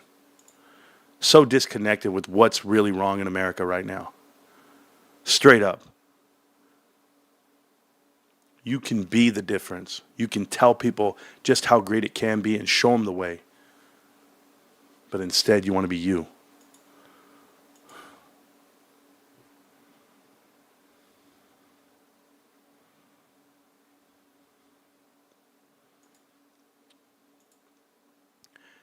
This is why Wall Street Bets wins. Because of ideas and examples like this. Hate me or love me. This is gambling. This is why people lose their money. Because they see things and they try to catch up on everyone's investment. They're like, you know what? We're going to make it, man. We're going to make it all back. The money we just lost, we're going to make it all back. Instead of going to work, they call it being a slave. You know, the terminology on this video that I'm going to post and show right now is they said, oh, you could be a slave to the man. I'm not a slave. I work hard for my money. I got promoted throughout the years because I dedicated myself to something. I don't call out. I lost my voice the other day, guys. I couldn't talk at all. I went to work. My boss says, what are you doing here? You're sick. And I go, no, my body still works. My arms and knees and my legs still work. I can still work. I don't miss work. 13 years, I don't miss work. You want to know why, dudes? You got to set the example for yourself. You got to have the drive yourself. Shit, all my free time is here on YouTube with you. Every free hour I get, it's here with you or I'm studying. I don't watch TV. If you're not willing to sacrifice for yourself, if you're not willing to be broke for a year or two or 3 or 4 for a great life, the rest of the way for generational wealth for your whole family, you're not willing to sacrifice, you're not willing to do the right thing, then what the hell are we doing here, man? A lot of people say they would die for somebody. A lot of people say, you know what, my son, I'll take the charge for my son. I'll take the bullet for my kids. I'll do it. But will you?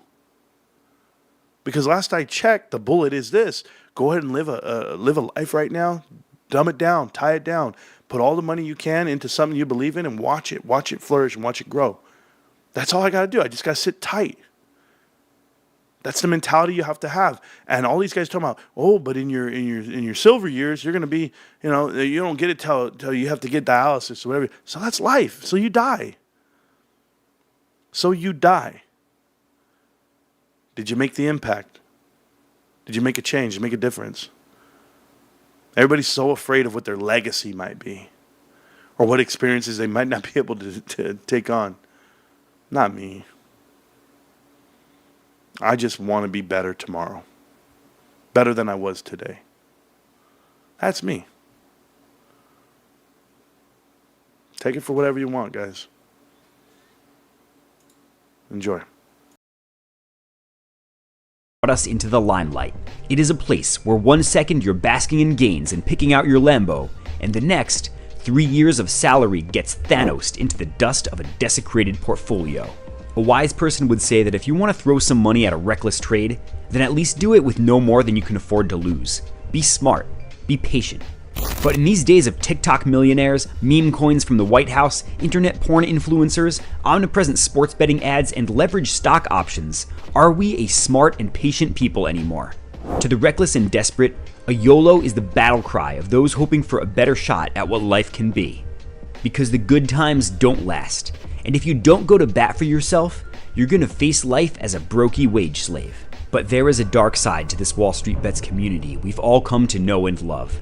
And the consequences aren't just financial. They weave their way into every part of life. What begins as a seemingly necessary gambit quickly becomes a nightmare. Accounts drained, margin calls, divorce, loss of custody of your children. Nothing is immune when your market play is little more than a high-risk coin toss. Welcome to Wall Street Bets, where a one-way ticket into the trading abyss isn't just a possibility, it's a guarantee.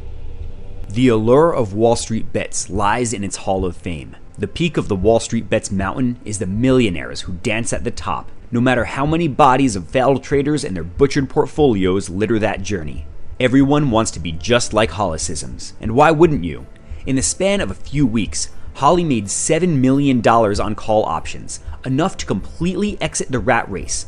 With his family, he achieved his lifelong dream of moving to Japan and doing whatever he wants. While I was waking up at 4 a.m. to make Dank Trades videos, Hollicisms was probably enjoying a late night afternoon walk around some Sengoku-era castle.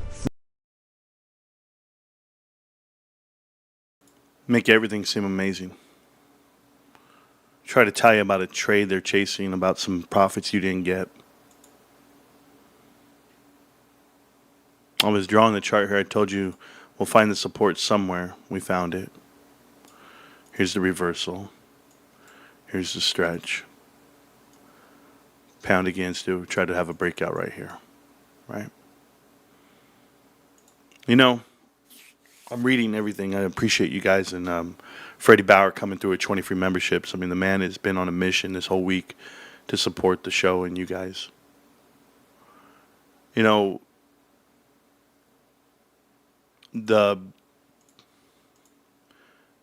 greatest thing that's ever happened to me personally, a lot of people know this, what it was when I went to a nightclub, went out dancing, and saw my wife there, right? She's immaculate, she was awesome, and she's been like this really big supporter of me for years, where no matter what I'm up against, she supports me, and it's not always fun, it's not always loving, guys, let me tell you, it's not always like a, hey babe, it's not like that. Sometimes it's like, what are you doing? What is this? It's like any marriage. It can be crazy, right? It can be really rough, and you have to find value in time and someone's opinion. And most of the time, all I ever have to do is like get up and do whatever she's asking, right? So she might say something like, hey, you got to change the cat litter. And I'm like, oh, sorry, I forgot. And that might turn into, you always forget. Might turn into, just like you forgot my birthday, just like you forgot our anniversary, just like you forgot the kids at school, just like you forgot to pay the electric bill and our electric went out. All of this. You don't think all this has ever happened? This has all happened before. Like, I'm not just talking, I'm telling you. But for those few moments that you have negative and, it's just temporary. It's just temporary. The negatives in life are always temporary. I've told you, I want you to take this with you and use it in life because I use it in business. I use it with me personally. It's the temporary versus permanent argument, right? And I constantly remind myself, and I'm always like, yo, man, that's just temporary. Negative comments online, a bad video, a bad stream, a bad day. It's all temporary. It's not permanent. I get a new reset tomorrow. I get to do something different. David, you get to write again in the chat tomorrow. I didn't ban you for life. And maybe you're going to say, Marantz, you took it out of context. It's not what I meant. That could be possible too, and maybe I could be wrong. I don't mind being wrong. I don't mind admitting I'm wrong. But for some of you guys out there, permanently, the way it works to be successful in America, you got to work. You got to work for your dreams, and you got to work for a goal and an end game. And a lot of times it's retirement, and it's at an age that you can't do anything. So then people be like, I don't want to retire and die and then not have anything to show for it. And I'm like, what do you mean? Like, I didn't get to travel. I didn't get to do anything, and I wish I could do more. I wish I could play golf when I was in my 20s and my body worked and, and all this stuff. And you got to hear all this bullshit from people. And when I die, that's exactly what I want. I want to not be able to say I did these things. I want to be able to say, well, there's my legacy. That's what I left behind. I left behind a portfolio that was manageable, not really debt. I didn't put any pressure on my kids to try to survive without me. There's a lot of kids out there, and I don't care if they're 40 or 50. They're still kids. They're kids to someone. We all have a mother. And some people have better mothers than others. I'm going to be leaving right now. It's 12:10. I got to get to work. I'm going to share a very personal story with you about my family and about my mother, or the lack thereof. You guys don't know this side of me. I don't talk on it. I don't speak on it, but I want to speak on it right now because I think about how our parents are getting older. We're in our 40s, and our parents need to be watched. They need to be taken care of. They're at that weak stage in life where you now look at them. They're not the strongest man in the building. They're not tough and strong, and they could do it all. Now they have to rely on you to do things, even if it's opening a bottle of water. I told you guys my dad has one working hand, right? He doesn't have two hands. He has one. So it's really hard for him to open bottles of water. So I was like, how do you drink anything, Dad? What do you, he's like, well, I wanted that, but I can't have that Gatorade because I can't open it. And I'm like, what the hell's going on here? So of course I'm cracking him open for him, and I give it to him. I'm sure he can figure it out, but it's little things like that. But I'm going to tell you guys something. I grew up totally different than most people. Yet the experience I had are the exact same as most people. So I'm like, are we all the same? Is it just in movies? My mother and my father got a divorce when I was around 3 years old. And my dad was 24 at the time, 23 at the time. My mom was 22. They had 4 children together. Very young to have 4 children. My dad was in the thick of it. He was the nightlife guy. He was the DJ at the hottest nightclubs in the whole valley. He would do all the parties, he'd do all the events, and he looked the part. I mean, we're talking about silk shirts, nice pants, Stacey Adams shoes, dress socks. I mean, this guy looked the part. The belt with the little silver buckle at the end, tucking it in, tucking it down, and just looking like he was a DJ, and everyone was looking the part back then. And my dad was living a different life. And so my mother, she, when my dad left, she fell apart, right? So for the next 4 years, she married 4 different people. 4 men. She married a man each year. and she didn't know what she wanted, or maybe they found out who she was and was like, I'm not going to be a part of it. And there was a time after that she met the fifth guy. And the fifth guy is the guy she's with today, and he's a good guy. He was an illegal resident from Mexico. She met him at the dumpster as she was throwing trash. And he was in the apartment. They were both in the apartment complex together, and they had a studio. Each had a studio. And they couldn't afford it, so they said, you know what? How about we move in together? We're going to have this family. We're going to start a family. This guy never had children. He's a very good man. Very good man. Works his ass off. Hardworking dude. Been with my mom for years. But they couldn't afford my little sister. My little sister lived with them. And they couldn't afford her to live with them. It was very hard times back then. This is in the 90s. This is probably 92, because I was 10 years old. I still remember. And my sister was, from 6 to 9. These were the years. And so we would go visit my mom every other weekend. We'd pack a bag, little grocery bag, little plastic bag, and put all the grocery. Back then, our brand was Lucky's. So we had a little Lucky's bag, grocery store. My brother and I would get there, and we'd put everything together. Now, mind you, we're grubby little dudes. Our shoes are from Kmart. Our clothes are from We Don't Know. And not the name brand, not like how the kids have it today. And it was just, we're just dudes. We're just ready to go play outside. And my older brother was there. And it was my twin brother and I. And we'd get the call, and my mom would be like, all right, I'm on my way to pick you up. Be ready to go run outside. We're waiting for mom to pull up, right? Honk the horn. We're going to come run out. We're going to jump in the car. It's our mom. She's awesome. To us. And she never showed up. The whole night would go. The whole day would go. We'd be looking out the window. Cars pass by. It's never mom. And you ask yourself, you're like, what the hell was she going through? Like, as an adult now, I think about it. I'm like, I can't fault my mom. Like, I can't beat her up for it. I'm not mad at her. She was 22 years old. She was 25 years old, 28 years old, 29 years old. Jumping from job to job, home to home, doesn't really have any stability at all. And you wonder what they're going through as young adults trying to fix it all. My dad did not care whatever my mom did. My dad wasn't like, hey man, your mom's a piece of crap. He never spoke bad about my mom. He just didn't talk about her. He was like, she didn't come? All right, go back to the room. Go play video games. Go play outside. I'm like, I guess we're not going, Reek. Me and Reek look at each other like, we're not going? All right, cool. Pretty sad about it, but we didn't get to go. Every now and then, right? She would show up sometimes. Show up. My mom was broke. My mom, I think she was embarrassed because she didn't have any money to spend on us. And I wish parents out there knew kids don't care. Your kid could be 5 years old. Your kid could be 10 years old, 15 years old. They don't care if you have money or not.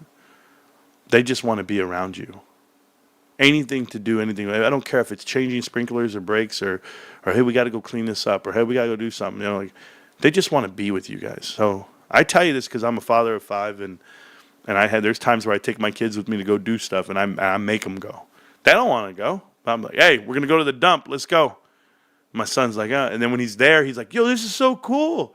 I never knew this was here. I'm like, yeah, man.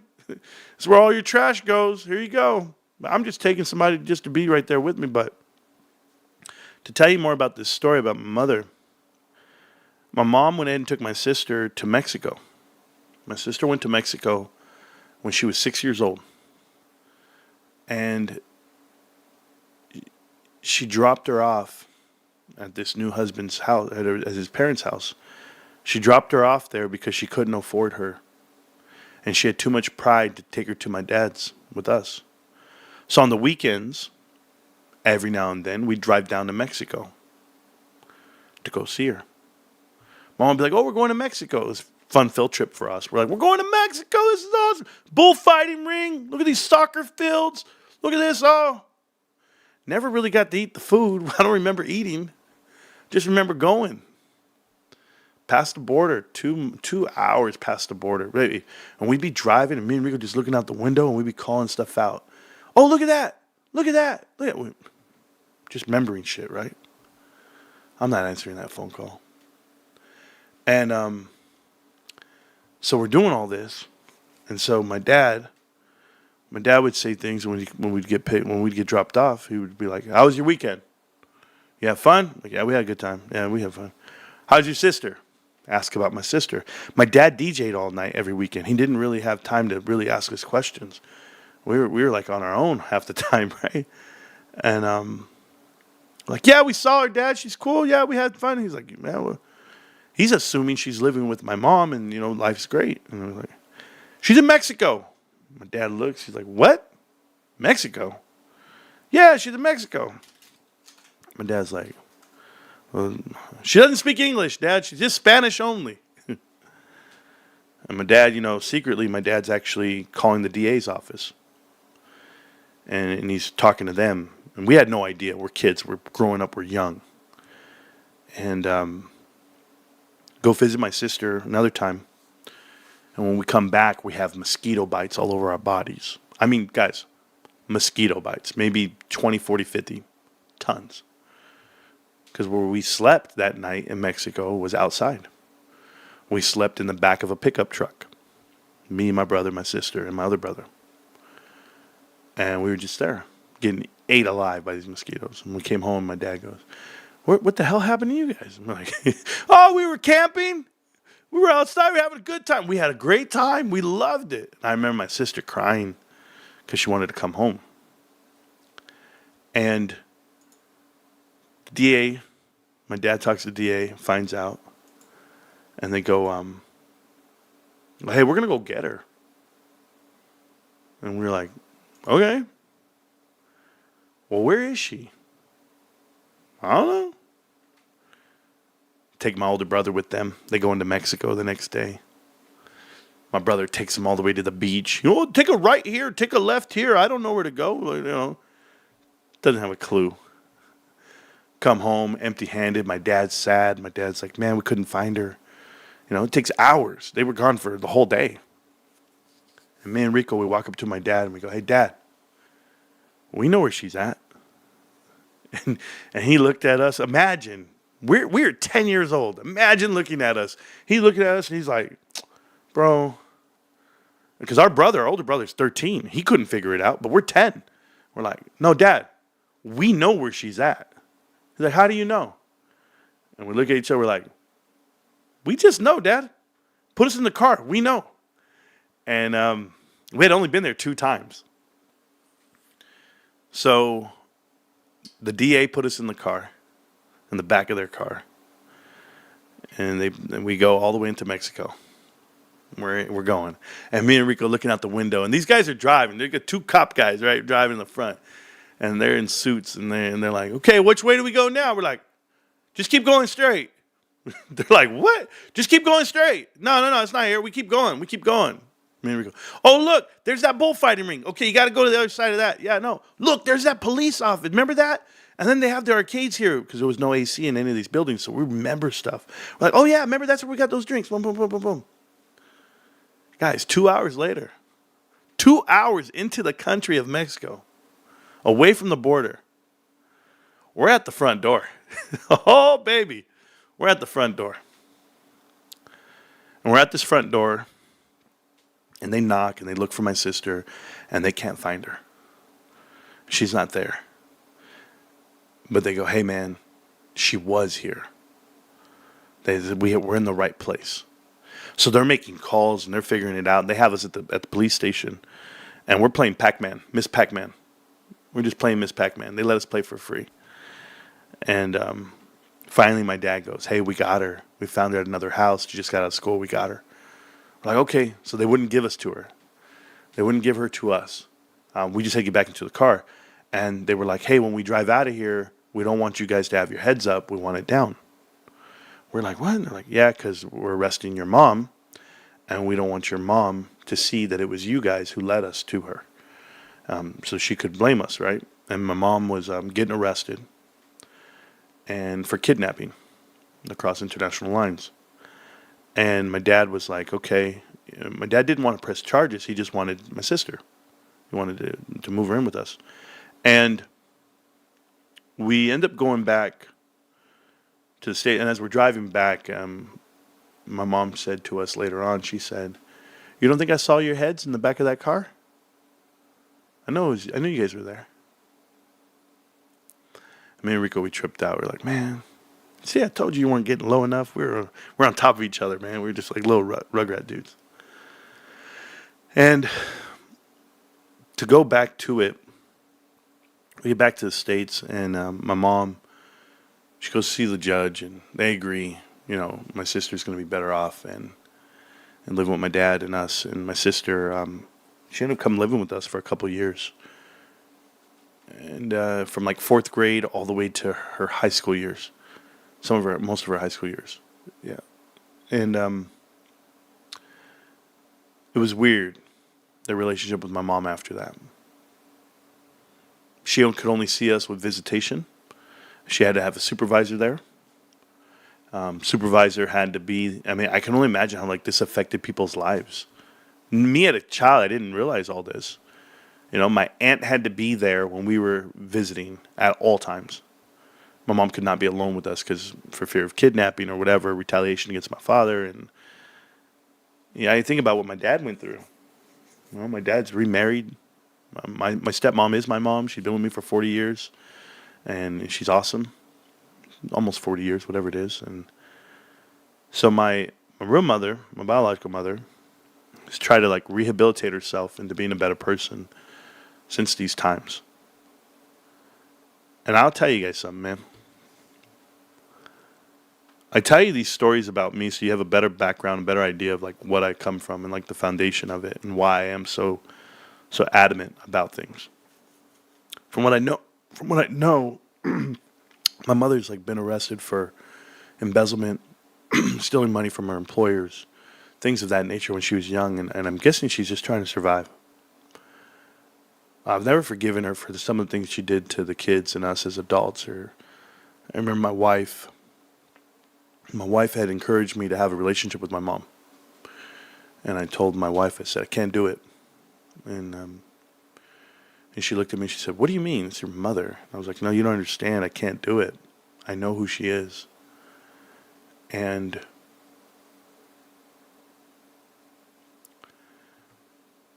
mother stole money from me, from my sister, from my brother, from my other brother. She asked Rico last week, whatever, for a large sum of money. It's really sad what you go through when you have these situations. I don't mind talking about it in front of you guys at all. I don't. They want to know what's the driving factor for me to be successful and get on the other side of a lot of these stories and a lot of these hard times. I don't want to be like her. I don't want to be 62, 63 years old and regretting every decision I've made in my life. I realize that you guys all try to outlive it. You all try to change and outpace it. And I had to do the same thing with my 20s, leave them in my past and get better. And 30s, make better decisions for my family and the right decisions. And 40s, the fruits of it, and keep going, right? I challenge you to do that, a lot of you. But the way you do it is you work hard every day and you just try to live the right way. That's it. Stop blaming people for your shortcomings or what didn't come your way. I congratulate my brothers and sisters for the way they've matured in the end game, because we didn't have a mom. We didn't have a mom like most people. And my mother was so loving and caring, and I still remember her making me blueberry pancakes. It's like the number one thing in my life that I remember. But it's the saddest memory because that's all I remember. You guys talk about the stock, you talk about the investment. All of you guys talk about this life that we're living out here. And you see people's reaction to things. And you never know why. You see someone swerving on the roads, and you see someone, tired, and you're like, well, they're just lazy. Why does he sleep all day? Why is he? You don't know the other side of the story. So always be kind. Always take into consideration what someone might be going through. Like Juan Gonzalez. Like you come into the chat, and you say, I want to listen to about this. I've been talking about GameStop for 4.5 years. Go find a video. You want to know why I'm talking about my life and what I've been through and what I'm going through and why I approach investments this way? With caution, with respect. Because there's a lot of people out here. There are a lot of people out here, and there have been, my mother included. They live reckless. And they don't find their moral compass until later in life. Well, I'm just trying to help. That's it, bro. Hey, Juan, you're going to be all right, man. You're going to be all right. Yeah, you're welcome, Incan, all day. This guy wants all the info right now. Juan Gonzalez, you're a hell of a baseball player in the 90s. You got roided up. We don't forgive you. That's your story. Okay? We're okay with it, bro. Yeah. No problem, guys. The news guy and gal said it's all over. Time to sell. Time to sell, guys. True story. My mother walked into my place of employment and asked for me. Let me tell you, the awkward meeting that was. It's happened to me twice now in my 13 years of working for my employer. My mom showed up twice. It ends the same way every time. I love you. Have a great day. That's how it ends. Hey, guys. If my story doesn't inspire you or what we've been through, well, maybe you're going through something different. You're okay. I'm just letting you know. My sister, she did quite well. She speaks 2 languages because of the kidnapping. And we talk about it all the time. Like, you're so lucky you got kidnapped when you were younger. You know Spanish and English. Holy shit. You became a first sergeant, United States Army. 20 years, retired. You married an additional first sergeant. Well, a guy who actually got promoted all the way to first sergeant as well. He did 20 years and retired. You're a multi-millionaire today, Davina. We love you. Isn't that amazing? How about Reek? Multi-millionaire. Loving his life. Bought a new Corvette in the house. 20-year first sergeant. Killing it in life. My other older brother, 5 college degrees. 5. He's got, I don't know, bachelor's, master's. He's got everything, bros.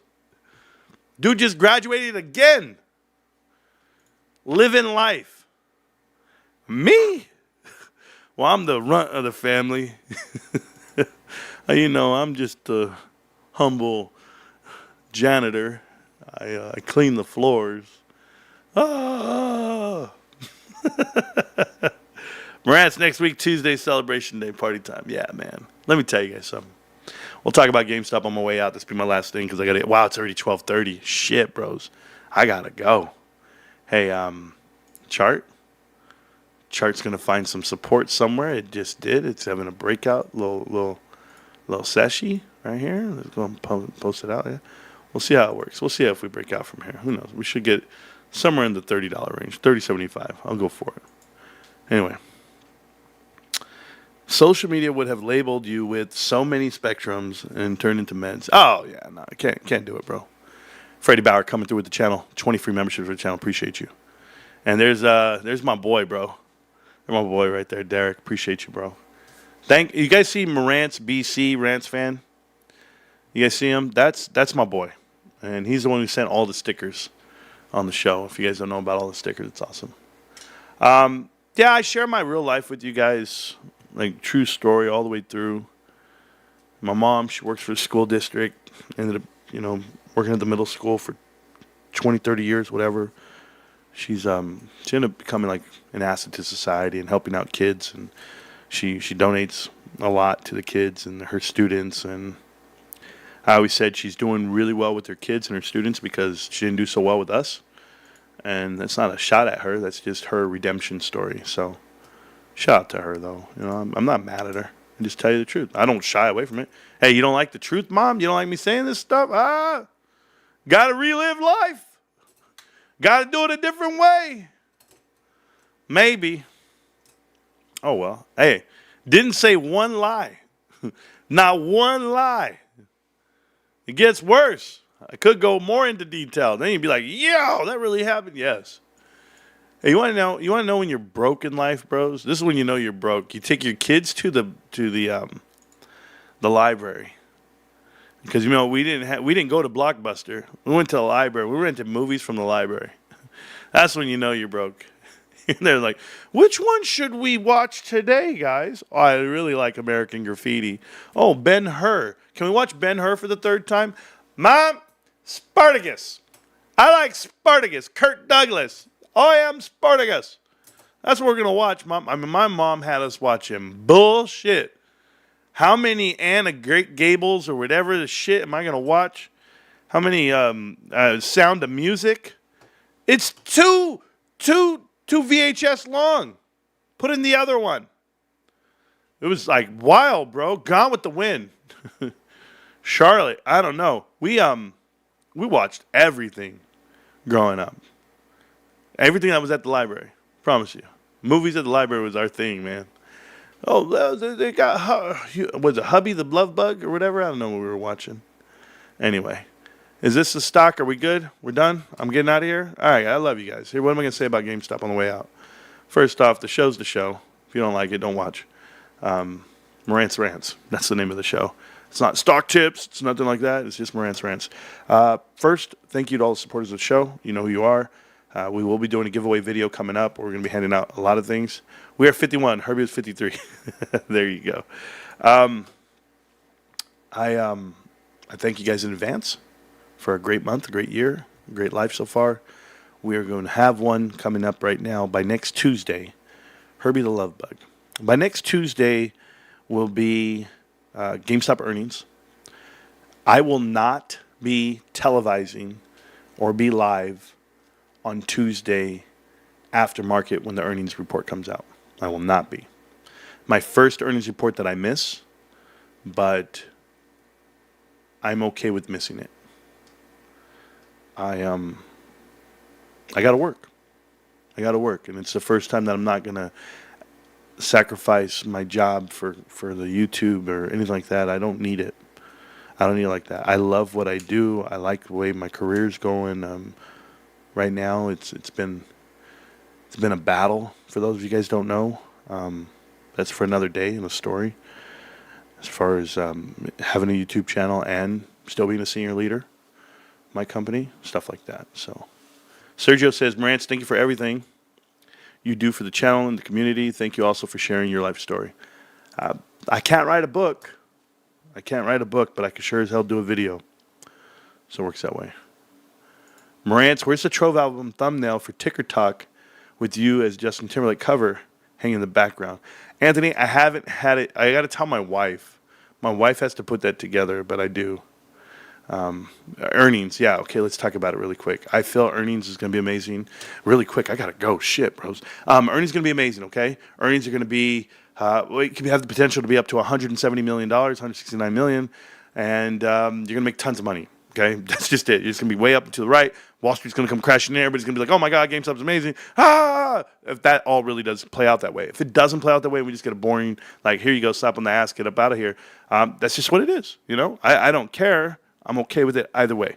All right, I love you guys. I love GameStop. If you guys need anything, you know where to find me. I wish I had a Trove song ready to go. I didn't have one ready to go. Trove made some killer tracks. Matter of fact, I do, because I'm going to go get it. Trove did these new songs about video games that I really liked, and that's how we do it for Trove. We love Trove. Who are we following? Notifications, Trove. Let's see. Trove here. I have them open, and then playlists right here called No Fold Nation. So Trove made some really good songs about. I haven't heard them all, though. That's the problem. But I've heard these songs. So is it? Oh, you were right. That was a good song, too. Retail Retro. Okay, let's do it. All right, guys. Enjoy. GameStop. Can't stop, won't stop. GameStop. I got to go to work. Peace. Yo, blow the card, snap the case. Book the vibe. We gon' retro. Let's ride. Diddy Kong drifting through a candy flip track. Hover jets humming with that rocket pack. Golden eye laser got the hallway tight. One shot stealth in the neon light. Billy and Jimmy, that twin turbo heat. Double dragon fist knocking punks off the street. Wonder boy dashing, collecting that fruit with a sword in hand and them high top boots. Gems in the suit, earthworm wild, blasting through space with the worm boy smile. Axel from Rage with the burning fist. Street law handed out, don't miss that twist. Drake's low, lights down low. Press start clean like the legends show. Cassette dreams control us so. Game unlocked, no cheats, no scroll. Ray track, feel that glitch wave high. Joystick bounce, see our sky. One life left, let's steal the show. No game over, just go to race. Lemons in line, gotta save each soul. Click too slow, they fall in a hole. Chop, lift the boost with the rescue plan. Hover above, bring them back if you can. Toe jamming Earl in that funky space jam. Boombox bounce with the alien slam. Alter beast roars, rise from your grave. Then it's power up fury in a side scroll wave. Flashback smooth with the sci-fi flick. Rotoscope vibes with that vector kick. Banjo and Kazooie, card on flame. Trophies in hand at the Hall of Game. Church low, lights down low. Press start clean like the legends show. Cassette dreams control us so. Game unlocked, no cheats, no scroll. Feel that glitch wave high. Joystick bounce, see